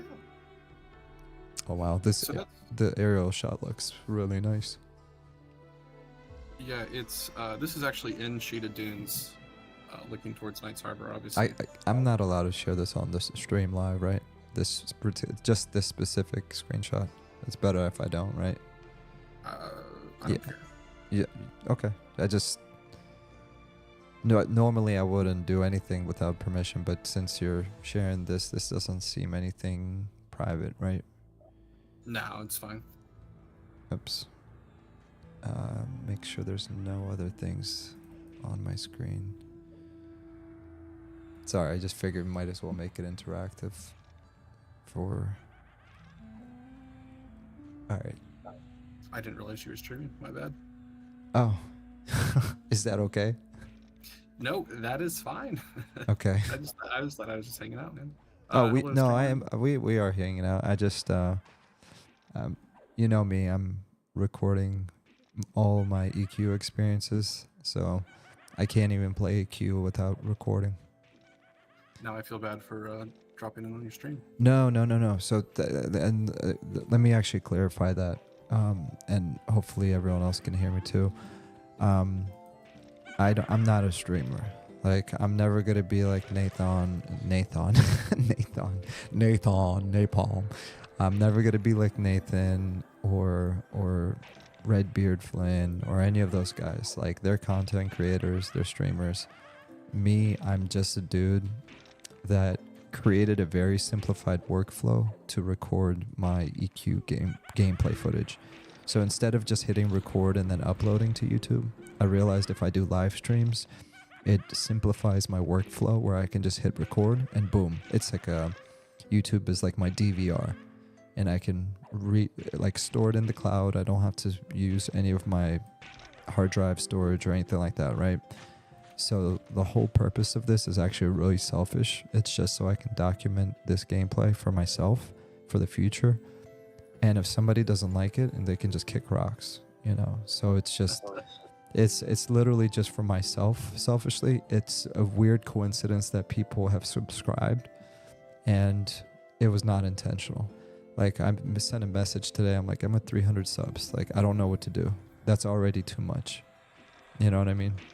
I'm not, but if people want to keep joining, that's cool and all, but I have to reiterate sometimes, like, if somebody doesn't like my stuff, I really don't care. So you can be as free as you want on these, and I'll always tell you if I'm live, just so you don't say something that is private, you know what I mean? Gotcha. Yeah. Out of respect, and that goes for anyone, you know. That's why we have 2 channels open, is if somebody doesn't want their voice on stream, that they can go there.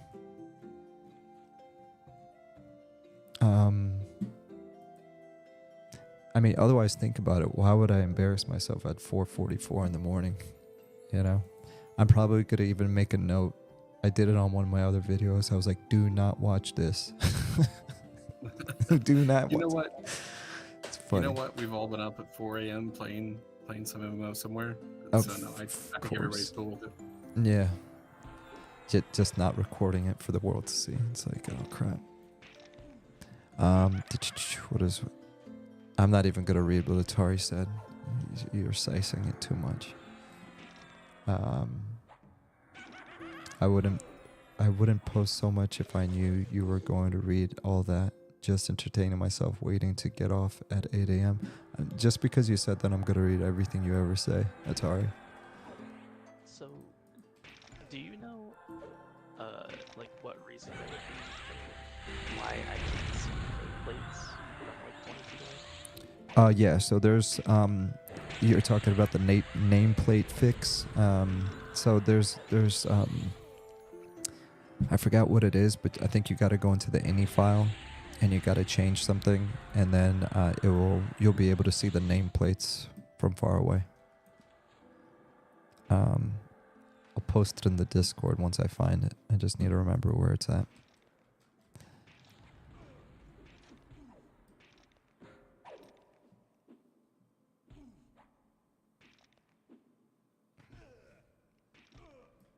So I'm looking at it right now. I see what you're talking about the zone line. Is it right where that the right angle is? That you were talking about having the issue? So this is actually on the other side. Oh, one of the okay. exit lines. This is the shaded dune side. And yeah, so what you're looking at is there's 3 segments. Roughly there's one in the center, there's one that's mostly off screen on the ocean, and then there's one by the wall. And because if you're not careful where you zone, like the cliff edge that's slightly off screen is not even. Mm-hmm. So if you hit the zone line right and you have it just mirrored, so you like, because part of the zone volume has to be in the wall to catch all the players. So if you zone like in that area, you could end up in terrain or on top of a cliff wall. It gets funky. So that's why there's actually 2 zone lines. There's an enter and an exit. There's Night Harbor Shaded Dunes exit. So when you zone from Night Harbor into Shaded Dunes, that's where it drops you. And then going the other way, there's the entrance. And so the reason you separate those is because you can make the exit a bit smaller than the entrance, so that you don't end up in terrain. So I do that on both sides. So and we do what's called lerping you along them. So if you zone in roughly, a quarter of the way on the larger volume, you'll be spit out roughly a quarter of the way on the smaller volume. So you end up in a roughly similar position. So I have 2 different sizes. So Yeah, I what see was that. happening? Yeah, what was happening was that exit volume was about a quarter of that height, which is normally like no problem. But something with the slope coming down from Night Harbor, like I said, it was like a garage door where you couldn't zone where the garage door was, but if you hit the house around the garage door, you were fine. Just a weird quirk. Yeah, that's quirky. I mean, that's the kind of stuff that people don't get with development. I mean, I'll use myself as an example. Excuse me. Until I started watching y'all's streams, I didn't realize how much the simplest things can just become the biggest nightmare. And actually, Zukin was the one that really opened my eyes to it, because I was watching him design the textures. He makes it look easy, but like I see what he's doing, and I'm just like, oh my gosh, that is tedious as heck. Like every little detail, and that's just art. That's not coding, And then you guys have to like make sure that the zone lines are aligned. You have to, if something breaks, you got to look at the database and all this other stuff. Like, that's crazy. Yeah, especially when you're building an MMO. You guys have lost it. I was like, who thought this was going to be a good idea? I know, let's make an epic MMO on our own. No, I'm just teasing. I'm glad you guys are doing that. And I think everyone else agrees. I mean, sorry, just based off the playtest, I came in with low expectations, because I heard about you guys like back when it was just the concept. Like you guys, well, it's still just the concept, but when you had instead of NPCs, you had, what do you call those? The capsules. Yeah, the capsules. Yeah, the capsules. Like instead of having an NPC or whatever, it's just a capsule running around a dungeon. And I was just like, oh, this is cool. This is cute. You know what I mean? I'm like, hopefully they make something of this. Then like a year later, I see like NPCs and stuff, and I'm just like, okay, this is starting to look interesting. Still kind of like meh. And then I think Nathan, I don't know why I keep calling him Nathan. He did like a stream, and again, it was just like underwhelming at the moment, but it was like the gameplay caught my eye. I'm like, wait, so this actually plays kind of like classic MMOs or like EverQuest? And then I saw that there was a live play test happening. I'm like, let me just hop in and see what this stress test. It was like in November. Let me see what this is about. And what blew my mind, I'm getting to my point here, is the moment I logged in and just started like, you know, I would try to like sit, right, just like in EQ, and just open my inventory and just look around. Everything felt so familiar. I was like, oh, okay, this is kind of cool. But then once I started running around, exploring and killing mobs, I was like, this feels so familiar. And then that's when it hit me. I'm like, I'm having a blast. And this game is in such early development, but it feels like I'm playing a modern version of EverQuest, but in all the good ways, you know? So yeah, after that, I was just like, no, if this game comes out, this will literally be the best MMO I've ever played. Is what I was going. Again, my personal opinion, but that's before I met any of you guys. That's before I was following the project religiously like I do now. My initial experience was this feels like it's going to be something great. So yeah. Yeah, no, I feel yeah. Like this Shadow Knight here. What is going on? I keep inviting.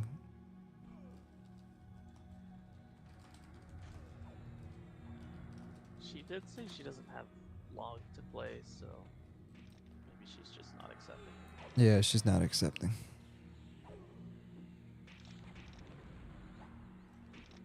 Yeah, I joined Friends and Family in December of 22, actually, and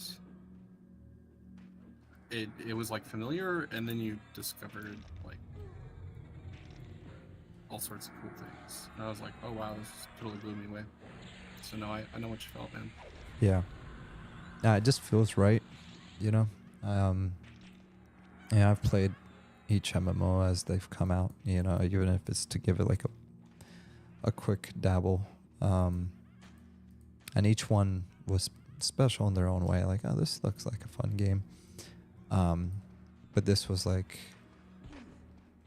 I said, it was just different. Oh, and then the December playtest, by that time I was getting like 60 FPS, because I think the stress test I was only getting like 30. But really, I don't know, FPS was never like a big deal to me, especially in a slow-paced tab target MMO type of deal. But yeah, once I did the December playtest, and I mean, I have it all recorded. It was buttery smooth, the sunset, the water, the aesthetic. Just, I spent literally like 3 hours just running around looking at things. I only got to like level 2, and I forgot to buy all my level 1 spells. I didn't realize there were so many spells in the game. I was like, oh, it's early development. Everything's a placeholder. But you guys had like quests in the game, spells in the game, loot in the game, like all this crazy stuff, and I didn't even realize until the end of the playtest, because I was so busy like admiring the environment. So, anyways, Class&Cool, my favorite gaming documentation. CF911 said, what game? We're talking about Monsters and Memories. It's a game that is in early development, proof of concept, and yeah, it's just a really cool game that's being developed. You can check it out at monstersandmemories.com. They also post their stuff on Twitch, and they have a YouTube channel. The lead developer worked on the original EverQuest back in the Sony Online Entertainment days, back in like, I think 2000 and beyond. Is that when 11 Robot joined them? I thought it was like 2000. He became a GM and then became a designer by like 2001, like around the no, he joined during the Loosland era, and then he became an actual designer by Planes of Power. I know he worked on that. Trying to get my history right. CF911 said, is it free? Well, it's in development, so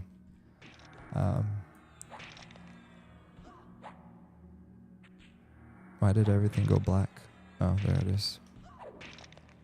So yeah, it doesn't cost anything right now because it's being developed. see it. The cool thing about it, you should check it out, is if you're into game development, they stream all their stuff.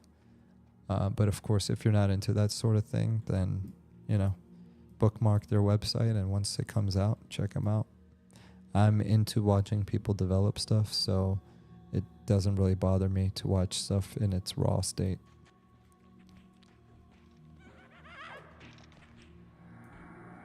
Hello, people. Oh gosh, who's that? Is that Robert? Person. It's Robert. Hey, Nice to Robert. meet you guys. Nice to meet you, brother. Good morning, good day. Good night, good evening. Yeah, we got every time zone in the building here. We got people from Hawaii, people from you're in Finland, right? Yeah, in Finland, I just got back from my winter forest walk. Oh, I'm so jealous. I'm jealous whoever lives in Hawaii right now, I can tell you that. Let's see. Who lives in Hawaii again? I forgot. That's he logged off. Oh, Unducky. Unducky is our texture pack creator. Oh yeah, I got it. Oh, yeah. Did he share those textures? with the liner? This texture, I've been planning to ask you about those textures package. Yeah, so he's it's still like in beta, but I'm testing it for him right now, and he's the one that made it. It's like, I don't know if you can see my screen right now, but you can see the images in the back. So he's still working on it, but it's really good. I really like it. I've used a lot of texture packs, and this one is definitely my favorite one.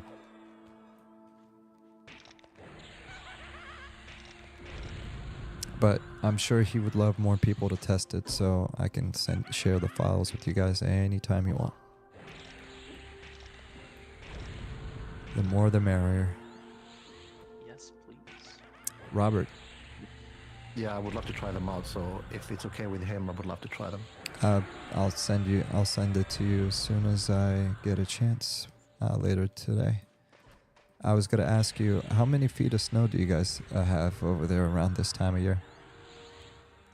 Well, April is kind of a weird month in Scandinavia because a week ago we thought the spring was here. You know, it was like sunny and I could be out in a t-shirt, and then everybody gets their hopes up, you know, and then 2 days later we wake up and it's like white all over, just snowing, windy.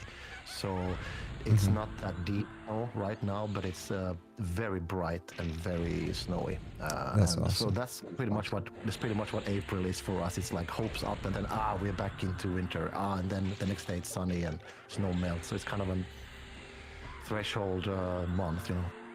That's awesome. I love how, like, in the snow, especially when the sun is out, or actually, no, I'm sorry, even when it's nighttime out, right? With the moonlight and the snow, it's like infravision, like you can see in the dark. You know, it's the moon reflects from the snow. Everything looks brighter, everything looks warm in a weird way because it's almost illuminated. I lived in a place where we used to have a lot of snowstorms. And then for the past 5 years, we only had like one. And that's when I was like, well, why am I even living here? I'd rather just move to Florida. And that's what we ended up doing. So now I'm never going to see snow again, at least not where I live. Yeah, I think that in general, we like to have snowy winters. Yes. Because just what you say about that it's bright. Sometimes we don't have any snow, especially in the south of Finland, where Helsinki is the south coast, because it's a coastal city. So sometimes it's windy and rainy and not cold enough. So then we have only darkness, only sort of rain and dark when there is no snow. So we do prefer the snow to bring that light out, you know. Well, again, so hopefully it's the same, but back when I used to go to St. Petersburg during the summer months, we had something called white nights. Do you guys have white nights over there, where during the summertime You know, it can be like 2 in the morning, but it's still sunsetting. Yeah, we have that in Finland, and it's very extreme up in the north, Yes. up in the Laponia area. The sun doesn't set for like 1 or 2 months. It's like constant. It just touches the horizon and go up again. We have a little bit of that down in south in Helsinki. It's definitely pretty extreme in July, and then in December it's really dark most of the day. You know. Yeah. No, that's super cool. Before I was older. I mean, I'm sorry, I'm not old right now, but I remember just as a kid, we used to go, you know, all the clubs and bars would stay open much later. And it's crazy because you'd step out of the club, the bar, the concert, whatever it was, and it's like, it's still bright outside, but it's 3 a.m. It's like, it really changes your perspective on nighttime. Yeah, we've you know, during my party years, there's been a lot of walking home at 5 o'clock in the morning with the sun blaring in my face. You know, the reality catch up with you. You know, it's interesting. That's exactly it. I miss those days. And we used to, so me and my cousin, we used to get on the train and we'd go camping in Finland. So we'd literally just get on the train, go right across the border. And then there's a nice lake right on the border of Finland where we used to camp. And so he had to tell me, I didn't even realize it, right? Because, you know, I've lived in the United States since I was 4. And I would just go visit my family during the summertime. But he basically said, we're going to go camping. I'm like, all right, cool. We hopped on the train. We got out. We walked into the woods and found a place to camp. And then he was like, you know, we're in Finland, right? I'm like, shut up. What are you talking about? He's like, yeah. I was like, we're that close to Finland? It's like literally a train ride away. I was like, that's crazy. And that was my first, but not my last time visiting. But I've never been into any Finnish cities. I've only been in the woods, and the forests are absolutely beautiful. Yeah, you mentioned earlier the train from Helsinki to St. Petersburg. I took that train in 2015 from Helsinki to St. Petersburg to watch a football game. I only stayed one night, but I got to see the city and it was really nice. This was in That's March. when you said Zenit, right? You saw the Zenit game? Exactly. Yeah, Zenit against Torino, Europe League. Yeah, and that's so crazy. I was standing in the sort of away supporter section. We were just like maybe 100 of us, and in that section, it was like a caged section, and there was like Russian soldiers, more or less, inside, standing along the cage inside with us, and everybody had a German Shepherd, you know, and it was for your protection, right? Yeah, exactly. And I remember when Zenit scored a goal, we were really disappointed. And when that happened, all the soldiers, they stood up because they were sitting down. They stood up, kind of ready to protect. If anything happens right now, you know. Oh yeah, because you guys are guests and the soccer fans, and it's like this in Britain too. Soccer fans, they get very violent, very violent. I went to a Zenit match, and it was against Moscow, and I saw the Muscovites and the St. Petersburg guys get in a huge brawl afterwards. But it wasn't like they were angry at each other. It's part of the sport. That's what a lot of people don't get it. It's like, it's not animosity necessarily, but they just like to fight. It's fun. It's like, you can't leave a soccer game without getting in a big like 50-on-50 fight. Unfortunately, you know, you can really get hurt, but at the end, it's like everybody kind of shakes hands and gets out of their way. But other people are there just to cause trouble. We call them bandit. No, but that's good that they had the security there, making sure that you guys can enjoy the game in peace, and you know, that's good. Yeah, and then after the game, many of those soldiers, they came up to us and took selfies and asked if they could get a scarf, like a Torino scarf with us and everything. So it was really cool.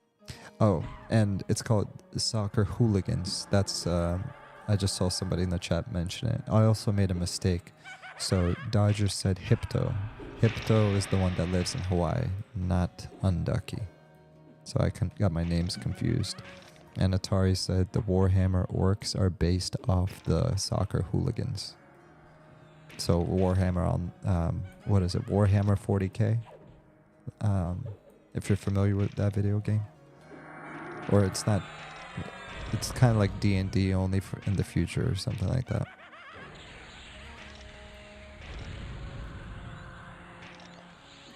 But yeah, unfortunately, the European soccer club tradition has, for probably 40 years, has problems with, you know, a little bit of violence here and there, hooligans here and there.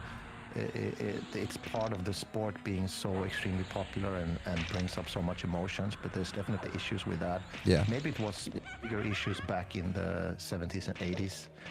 Things have calmed down a little bit and tickets are a little bit more expensive now, so which has filtered away maybe the worst thugs in that way, you know. That's why when I heard there wasn't going to be a box price for M&M, I was like, oh, no, we need a box price so we can keep the hooligans out. Yeah. For some hooligans, it's okay, you know. Yeah. But I watched the video about that. I think Sean mentioned, it was the latest stream when he did the announcement. He's like, look, at the end of the day, the monthly is going to be the barrier of entry, you know, so, but they want to do it how they want to do it, which is fine by me. But Atari said expensive D&D. Dodger said, since you're my friend, I'll overlook your butchering of the description of 40K. Okay. I apologize. I'm uninitiated to the Warhammer 40K world. I genuinely try to be a nerd, but it's really hard. Have I understood correctly that you have kept your Russian language intact somewhat ever since you moved to the States? So, yes, I didn't have a choice.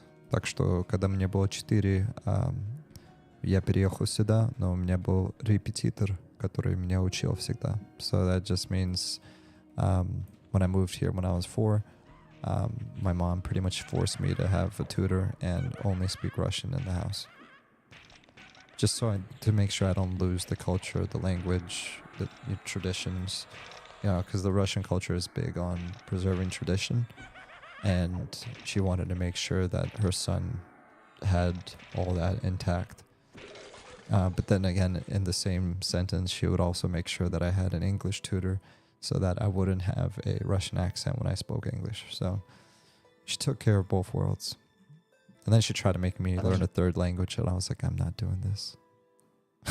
Yeah, I think that's a great gift that parents can give to their children if they have a second language. I think that's a great gift, because language is really a powerful tool. It really is, yeah.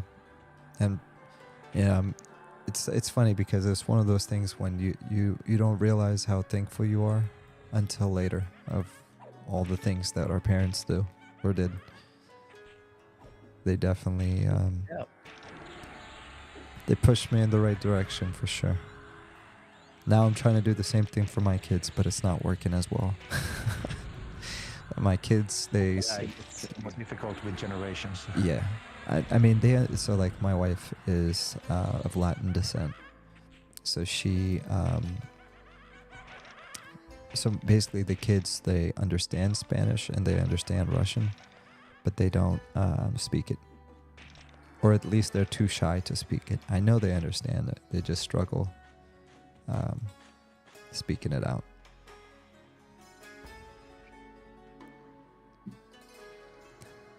Let's see here. All right, I'm officially out of mana.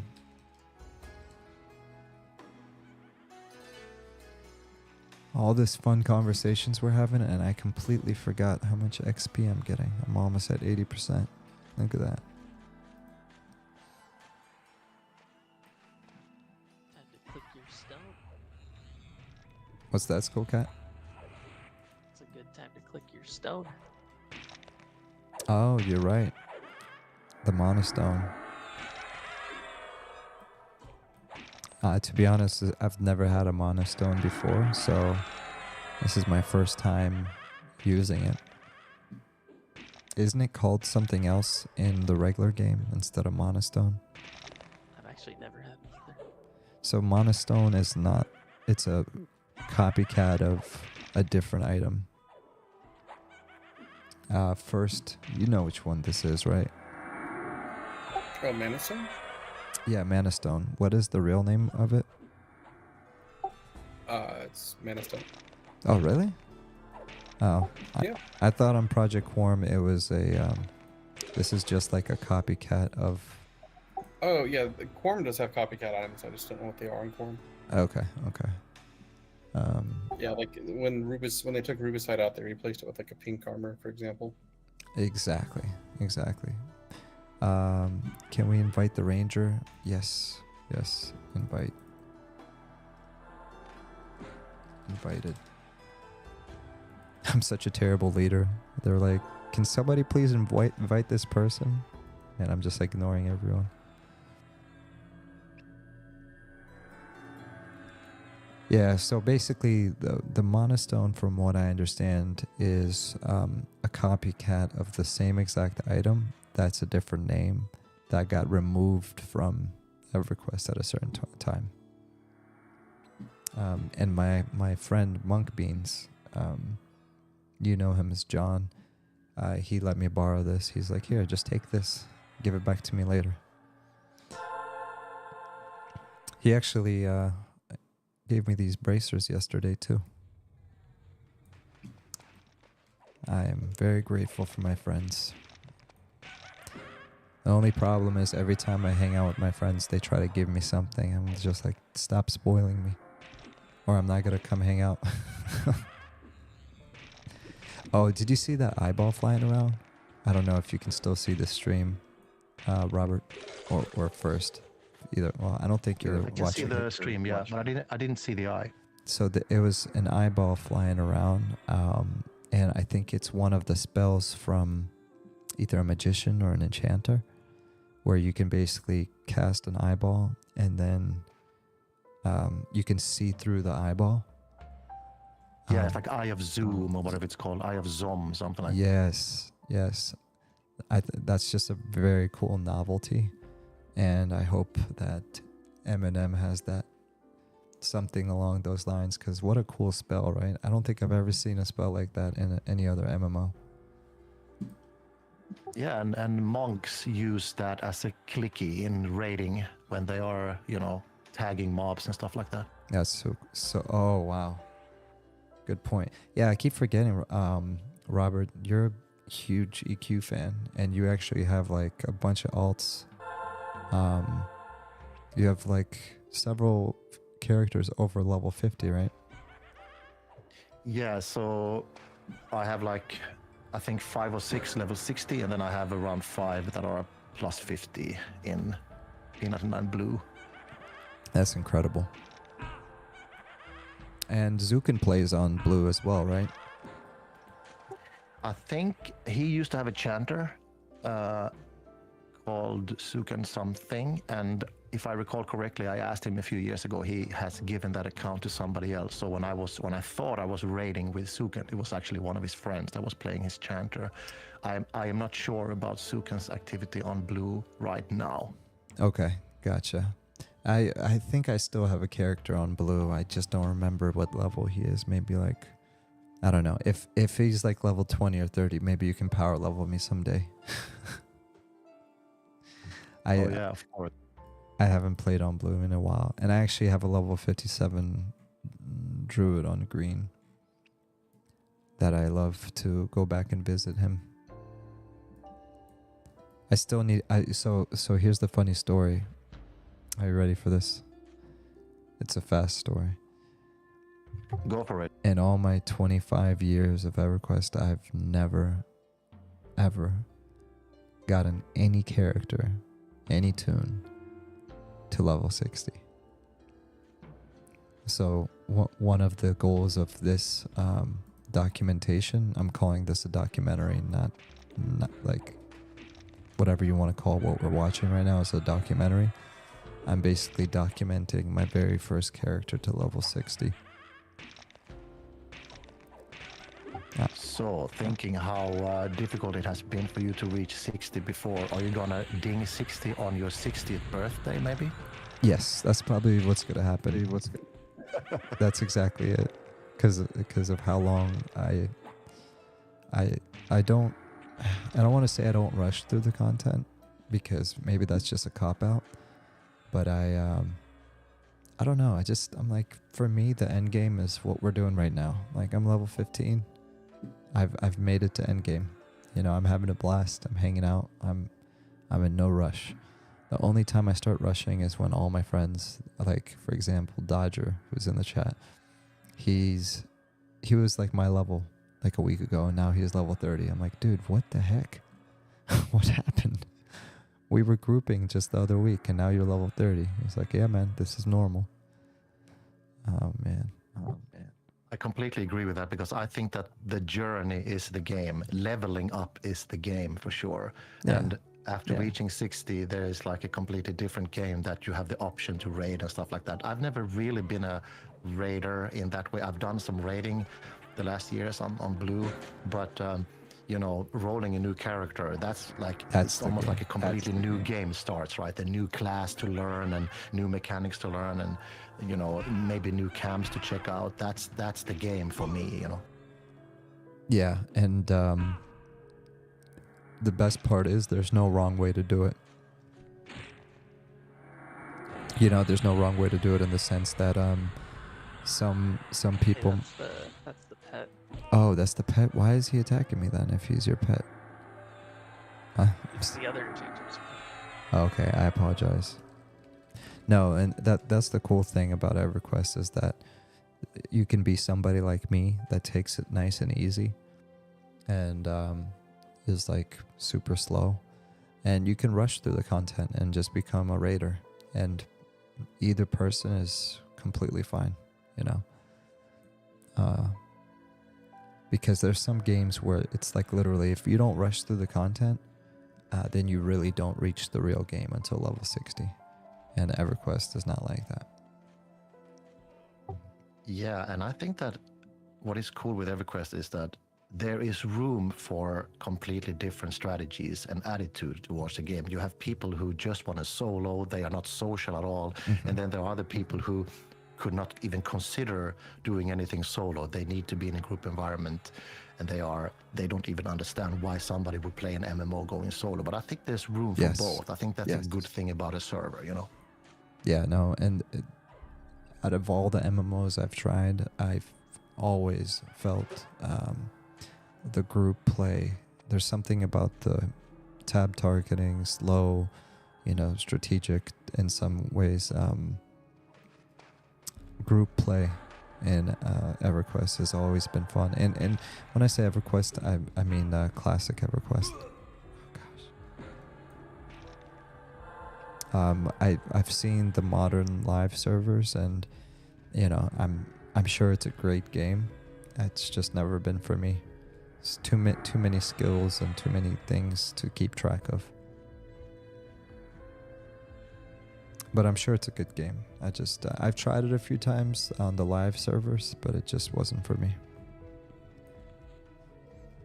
I don't know if you heard this, Robert, but speaking of live servers, Daybreak is releasing EverQuest 2 in its original format as it was released, I think, in 2006. Basically without all the skills and all the crazy stuff. Just original EverQuest 2. So I read something about that too, actually, yeah.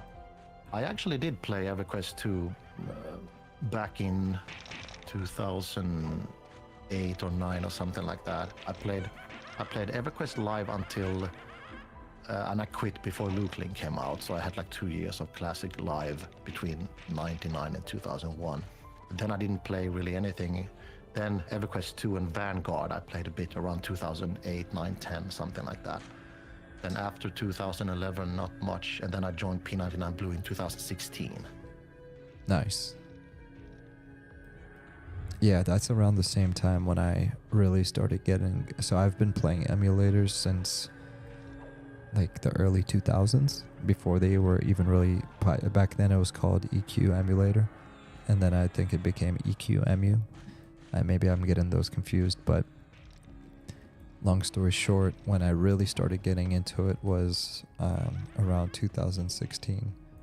I think I played on Blue for a while, and then when they released Green Server a few years later, I was completely obsessed with that. I've read tons of spent way too much money. Hold on one second, I'm gonna read what this says. If I'm not mistaken, it's the first or so expansion pack only for EQ2 server. So Atari, you're right, but they're actually gonna do it without the expansion packs. So like Fadeware is not gonna be in there apparently. It's gonna be just the raw, original starting zones that they had. And then I think they're gonna release the expansions as like a TLP. But the main thing that they're trying to accomplish is that it's just gonna have the basic gameplay and the basic skills that EverQuest 2 had when it originally got released. One of the complaints about modern EverQuest 2 today is that there's way too many things to keep track of, too many skills, spells, and other things. So it makes it hard for new players to come and enjoy it because they feel like they have to catch up to so many things. And Atari said, I played at launch. The characters didn't have faces because of my PC quality. Yeah, the graphics were definitely intense back then. I remember I had to have a pretty good PC to run EverQuest 2. It was like next-gen graphics. So Robert, you said you started EverQuest 2 a little bit later, though, like around 2008, after it was already out with the expansions, right? Yeah. So when I joined EQ2, there was pretty many expansions out. Nice. And I played for about 2 years, and I actually did a lot of trade skills. I thought that was pretty fun. So I did a lot of harvesting rare gems and stuff like that. And then I did woodwork. So I remember standing in Kinos, sawing, and out between the banker and the broker, there was this woodworking station. So I was standing there with my ranger doing all kind of bows and staffs, and then I sold them on the broker, and then I could log in later. Hey, somebody bought my stuff. I got some plat. That was really fun. Yeah, I feel like I remember that as well. That the harvesting was pretty next generation, or I shouldn't say next generation, but it was ambitious for the time. Yeah, because in some places where you needed to harvest, it was a little bit dangerous areas also. You need to sort of sneak around and harvest stuff, and then yeah, that was a fun thing. I actually dwelled a little bit in EQ2. I also dwelled PvP server, so I was playing PvP a bit also, which was pretty much the only time I've done that PvP thing. But that was pretty fun. So wait, EverQuest 2 also had PvP? I know that's a silly question, but I don't remember. I never played it. Maybe that's why. But I completely forgot that EverQuest 2 had PvP as well. Yeah, they did have PvP, and they had this sort of PvP events where you sort of kind of protect the flag kind of thing, that sort of stuff. Oh, that's interesting. So on classic EverQuest, like back between 1999 and 2002, I think. I don't remember which year it was, but I had a character on Valenczek. And this was back in the days where if you killed somebody, you could loot one of their items, which was absolutely insane. Yeah, I never played PvP on EQ1, but I remember on EQ2 you got part of the, you got like a certain portion of the, when you killed a player, you got a piece of his plat. Yeah. And sometimes people were carrying around pretty much plats. I remember some of my first kills. I actually have a funny story about one of my first kills was in Common Lands. And you could only attack PvP players that was a certain level below you. I think it was 4 level below you. And I was watching this guy running around and he was 5 levels below me, and I was just sneaking around him until he dinged, and then I attacked him. That's hilarious. Yeah, so you're just like me. You're an opportunist. Oh, definitely, yeah. But I was never a good PvP player, but I remember that kill. Yeah. I was like, I'm gonna sneak around him. Then all of a sudden, I saw him dinging, and I saw the aura around him change the color, which means that I could attack him. Yeah, I literally did the same thing that you just mentioned. It's like I couldn't win in a real fight, like man to man. So I would be like, okay, he doesn't see me, does he? Okay, great. I'm gonna wait until his health gets low, and then I'm gonna sneak up and kill him, and take whatever he has. Yeah, but it was you know, it was just another way of playing it, and it was very exhilarating and like fun, because then the same thing would happen to me. Atari said the early PvP days were so fun. It's always toned down in modern games. Yeah, absolutely. The old school PvP was absolutely brutal and unforgiving. It's just like, not only will you die, but you will lose your favorite item. It's hilarious. I'm not familiar with the UI you're having. I have to ask you about, what does that mean, the yellow text XP/RH32? What does that mean? I wish I knew, to be honest. I have no idea. And I'll explain 1 second. Sorry. So my friend Monk Beans, or John, he made this UI for me. So he actually made it for himself, but he shared it with me. So all it really does is it keeps everything stock, but it adds the percent here, the mana number, and all this stuff right here. HPHR31, I have no idea what that means. Maybe it's XP hit rate. Let's see if I can find out right now. So it looks like the number, so see, it just went up to 32.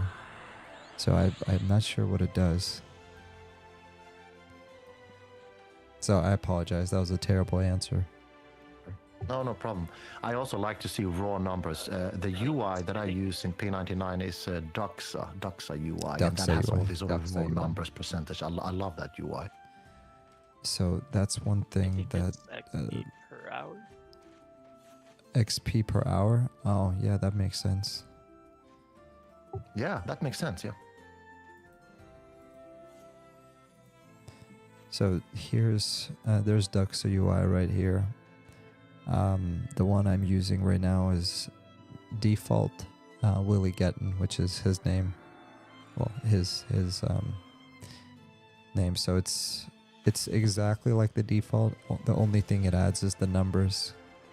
That's why I like it, because it's stock, basically, just with the extra feature of the numbers.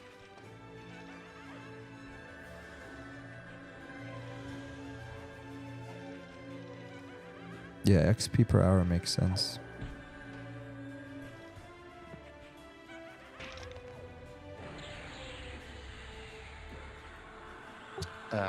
If you type in /shadows on, do you have that in Quarm?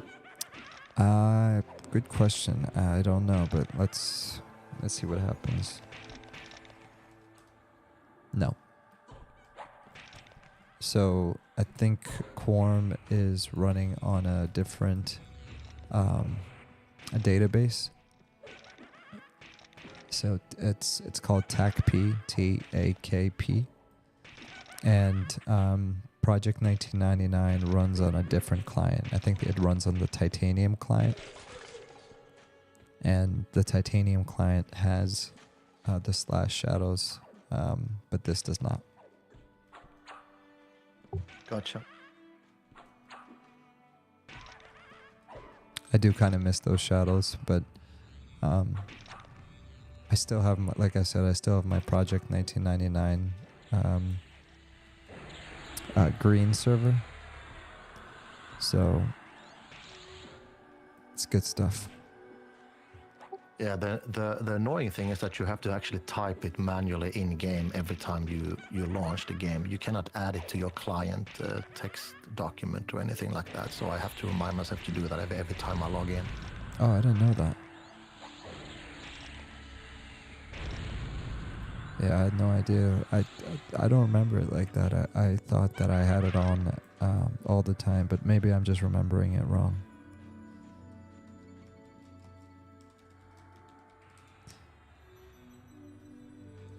All right. I'll be back in 2 seconds. Gotta do a quick bio.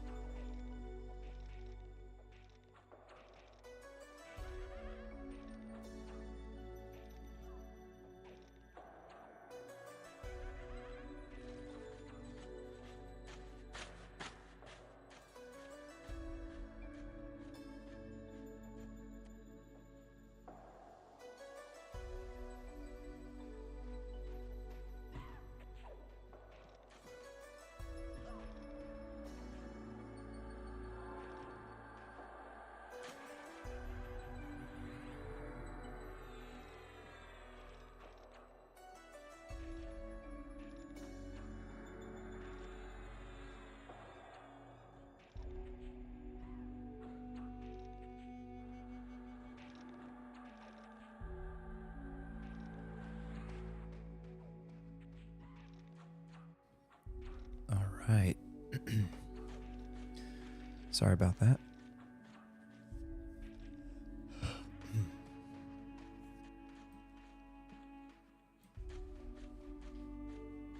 I'm so glad I got a new chair. It's so much more comfortable.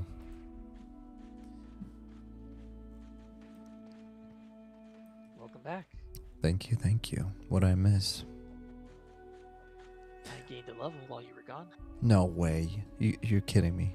Did you really? Yeah, I'm level 13. Okay, well, everyone, let's congratulate Skullcat on the ding. Congrats. Congrats, brother. We had to make it official. And I apologize in advance, everyone. This is a public service announcement that it is 5:35 in the morning. So I'm working with 2 brain cells right now.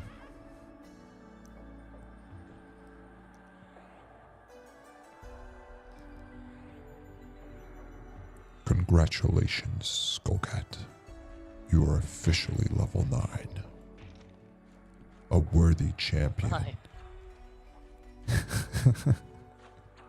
Did I D-level? Wait, did you say level 9 or level 10?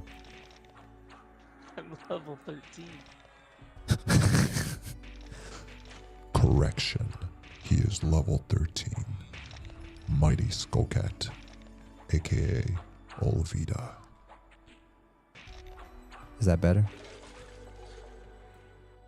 Yes. Okay, excellent. We got it right. I gotta work on my my soundboard. I have to create all of these custom voices, and some of them sound okay, some of them sound terrible.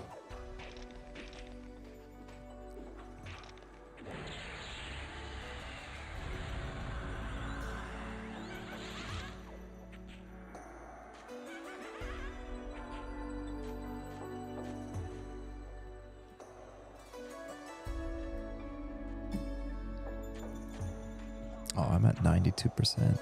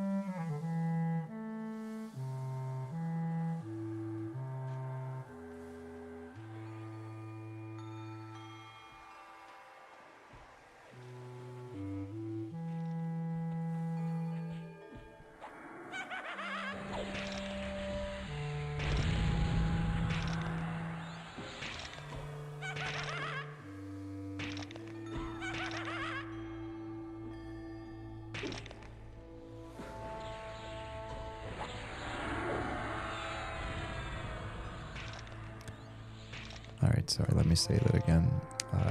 Seth911 said, I used to love sneaking into town's Freeport sewers to kill people heading to the bank on EQ2.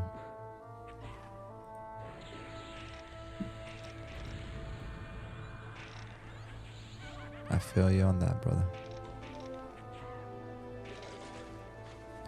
I also think the sewage system, like in Freeport, I really like that. Like the fact that you can make it so that evil races can like walk through cities basically in a secret way that normally they wouldn't be able to do.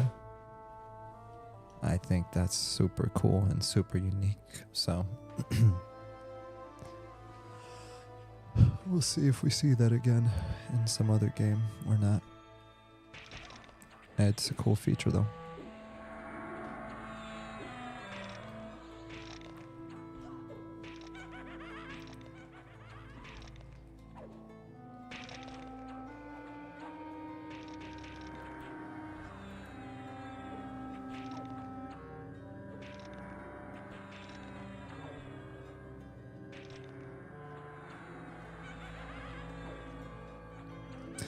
Seth911 said it used to give a percentage of their coin on their person. Nice.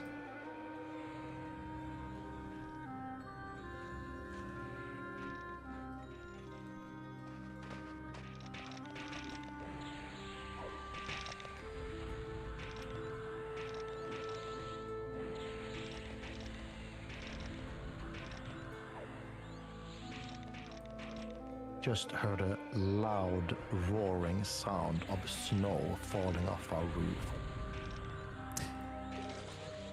I thought you were gonna say something different. Nowadays, with how crazy the world is, I thought because we had an earthquake in New York today, I thought you were gonna say something like, I heard a loud roaring noise of spaceships or jets flying over. I'm sorry. I'm glad you said snow. I should have just kept it at snow. Yeah, I think Thank God that for in that. Scandinavia we are not that exotic. We don't have earthquakes or anything like that. So the biggest drama for us is like maybe a little storm once Blizzard. in a while, a tree fall once in a while, you know, but nothing else exotic. Yeah. So it's not. There's a gentleman that recently joined our Discord, and he's from Nova Scotia. So we were talking about what a beautiful place that is in the world, because it's remote, right? It's a remote, rural part of Canada, right on the coast. And he was sharing pictures of the snow. Like East Coast. East like Coast. Canada. Yeah, East area. Yeah. Yes, East Coast Canada.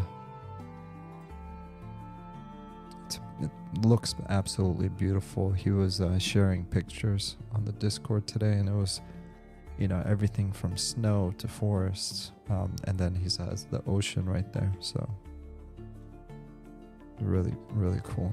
I miss the snow. Like, I miss real snow. You know what I mean? So during the summertime, what I'm gonna start doing is I'm gonna go on vacation to places where there's snow.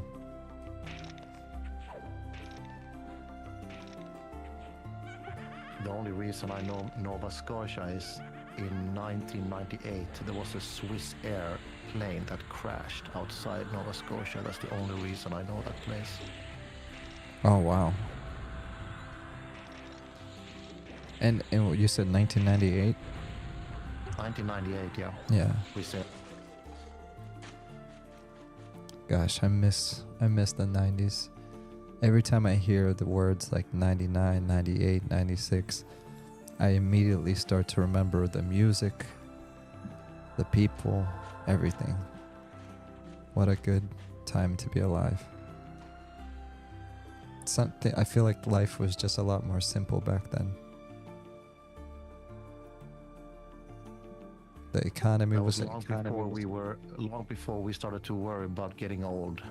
Yeah, I was so in 1999. I remember that's when I played EverQuest. I think I was 13 years old. Maybe my math is wrong. I'm 36 now, so whatever the math is. But I remember when we had the Y2K drill, where everyone was scared that from 99 to 2000 that all the computers would break and it would be the end of the world. That was like the biggest IT scam known to man, because all the IT people were like, oh yeah, Y2K, you better update everything. The whole world's gonna come to an end.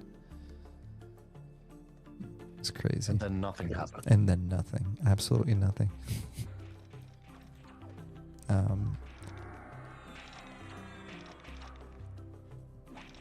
Lots of good movies came out in the 90s too.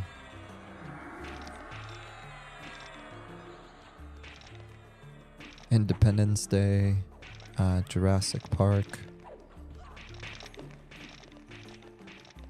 Atari said, I was playing Counter-Strike beta and the clock switched over to 2000. That's Counter-Strike 1.6, I think, right? Gosh, Counter-Strike was so ahead of its time. Because I remember, you remember Unreal Tournament and Quake from back in the day? Yes. And Yes. then there was also Rainbow Six Rogue Spear. And then there was a game called SWAT 3. Or SWAT. And it's where you play as like a SWAT agent. And I remember that was super ahead of the time. Like, you can tell your squad member, it's like, clear the room and do this. And like, I don't think I've played a better hostage extraction game than that until, of course, Counter-Strike came out. That was like more of a competitive.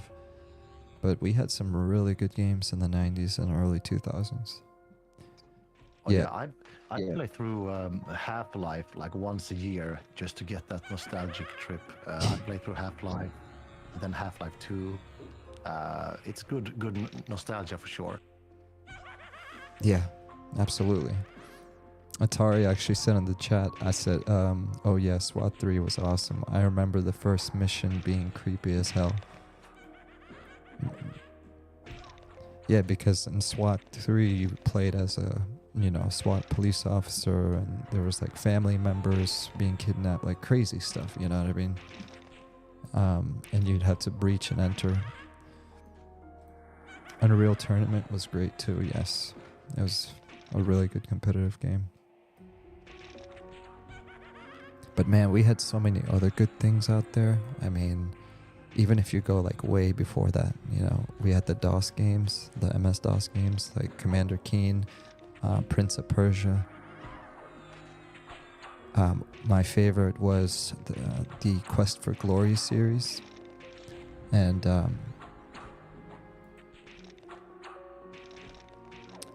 Dark Sun. That game was freaking insane. Dark Sun was based off D&D. It was a D&D game, so that was really good. Yeah, I remember that era with Grim Fandango, Full Throttle, all these point-and-click adventure games, kind of a mid-90s PC game era. That was really cool. Yeah, and think about it. That's back when we got Warcraft 1, Warcraft 2. We got StarCraft in 1998. So it was also the RTS genre.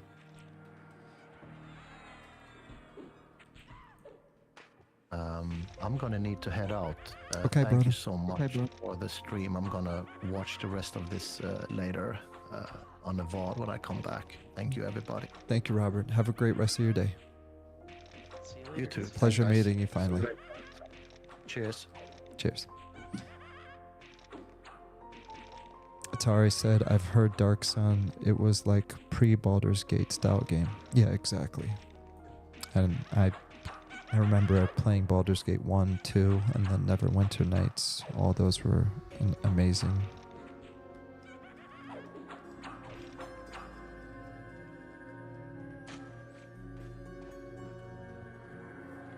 Yeah.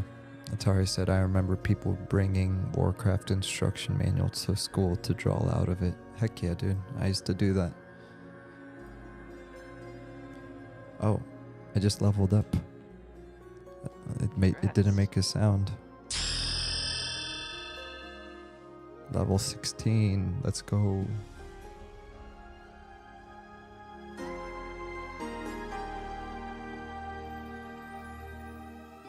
Finally. Hey guys, it is time for me to go. I think this is a perfect time for me to log out, so I'm gonna make you the leader. Sure. How do I change it? /make leader.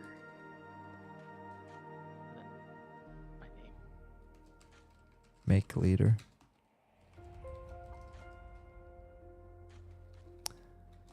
Thank you for the group, everyone. Ding 16 and also 6 a.m. for me. So I gotta run. Alright, dude. Alright, Thanks for hanging guys. out with me. No, thank you, man. I had a blast.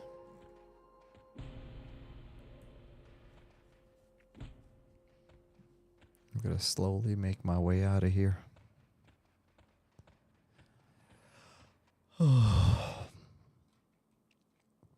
First, thank you for hanging out as well. It's always a pleasure to talk to you. I'm actually super excited that Robert got to hang out with us. Yeah, he was pretty cool. Oh yeah. You know who that is, right? I have no idea. So, do you know what Monsters and Memories is? Oh yeah. And do you know that music for Monsters and Memories? your stream. Yeah. Is it? So if you go check it out on YouTube, Monsters and Memories has the entire soundtrack, the playlist, right? Available. If you type in Monsters and Memories music soundtrack, you'll find a YouTube channel by Robert Engstrand, and that's who was on the stream tonight, the composer for Monsters and Memories. He does the sound effects and he does the music for Monsters and Memories, and it was a very nice treat to have him on here. And First is actually one of the developers for Monsters and Memories, so I'm super excited to have him here as well. You Beyond, got the whole team up in here. I mean, yeah, I'm beyond grateful, to be honest. It's a real treat to talk to these people, you know. It's one thing to be a fanboy, but to actually talk to the people creating the future project of your dreams, it's a real blessing. So very, very thankful for that. All right, I'm gonna say bye to chat, Dodger. I apologize for not catching up with your chat, but I'm gonna read it later. You have a great night. Atari, have a great night. Actually, I will read this one thing. Dark Sun, Dodger said Dark Sun is a great setting. Yeah, I agree. All right, guys, as you can tell by my voice, I've overstayed my welcome. The night is calling me, even though it's becoming the morning. I will wish all of you adieu, and I will see you on hopefully the next one. Oh, yeah, and Seth, pleasure to meet you. I think this is the first time I've seen you here, and, you know, since you're new, I pretty much just document my playthrough. It's really just for myself, but I'm very thankful other people have joined in to watch along, but you're always welcome here. We are all just chilling, being random, so don't mind me. All right, guys, enough being weird. Good night.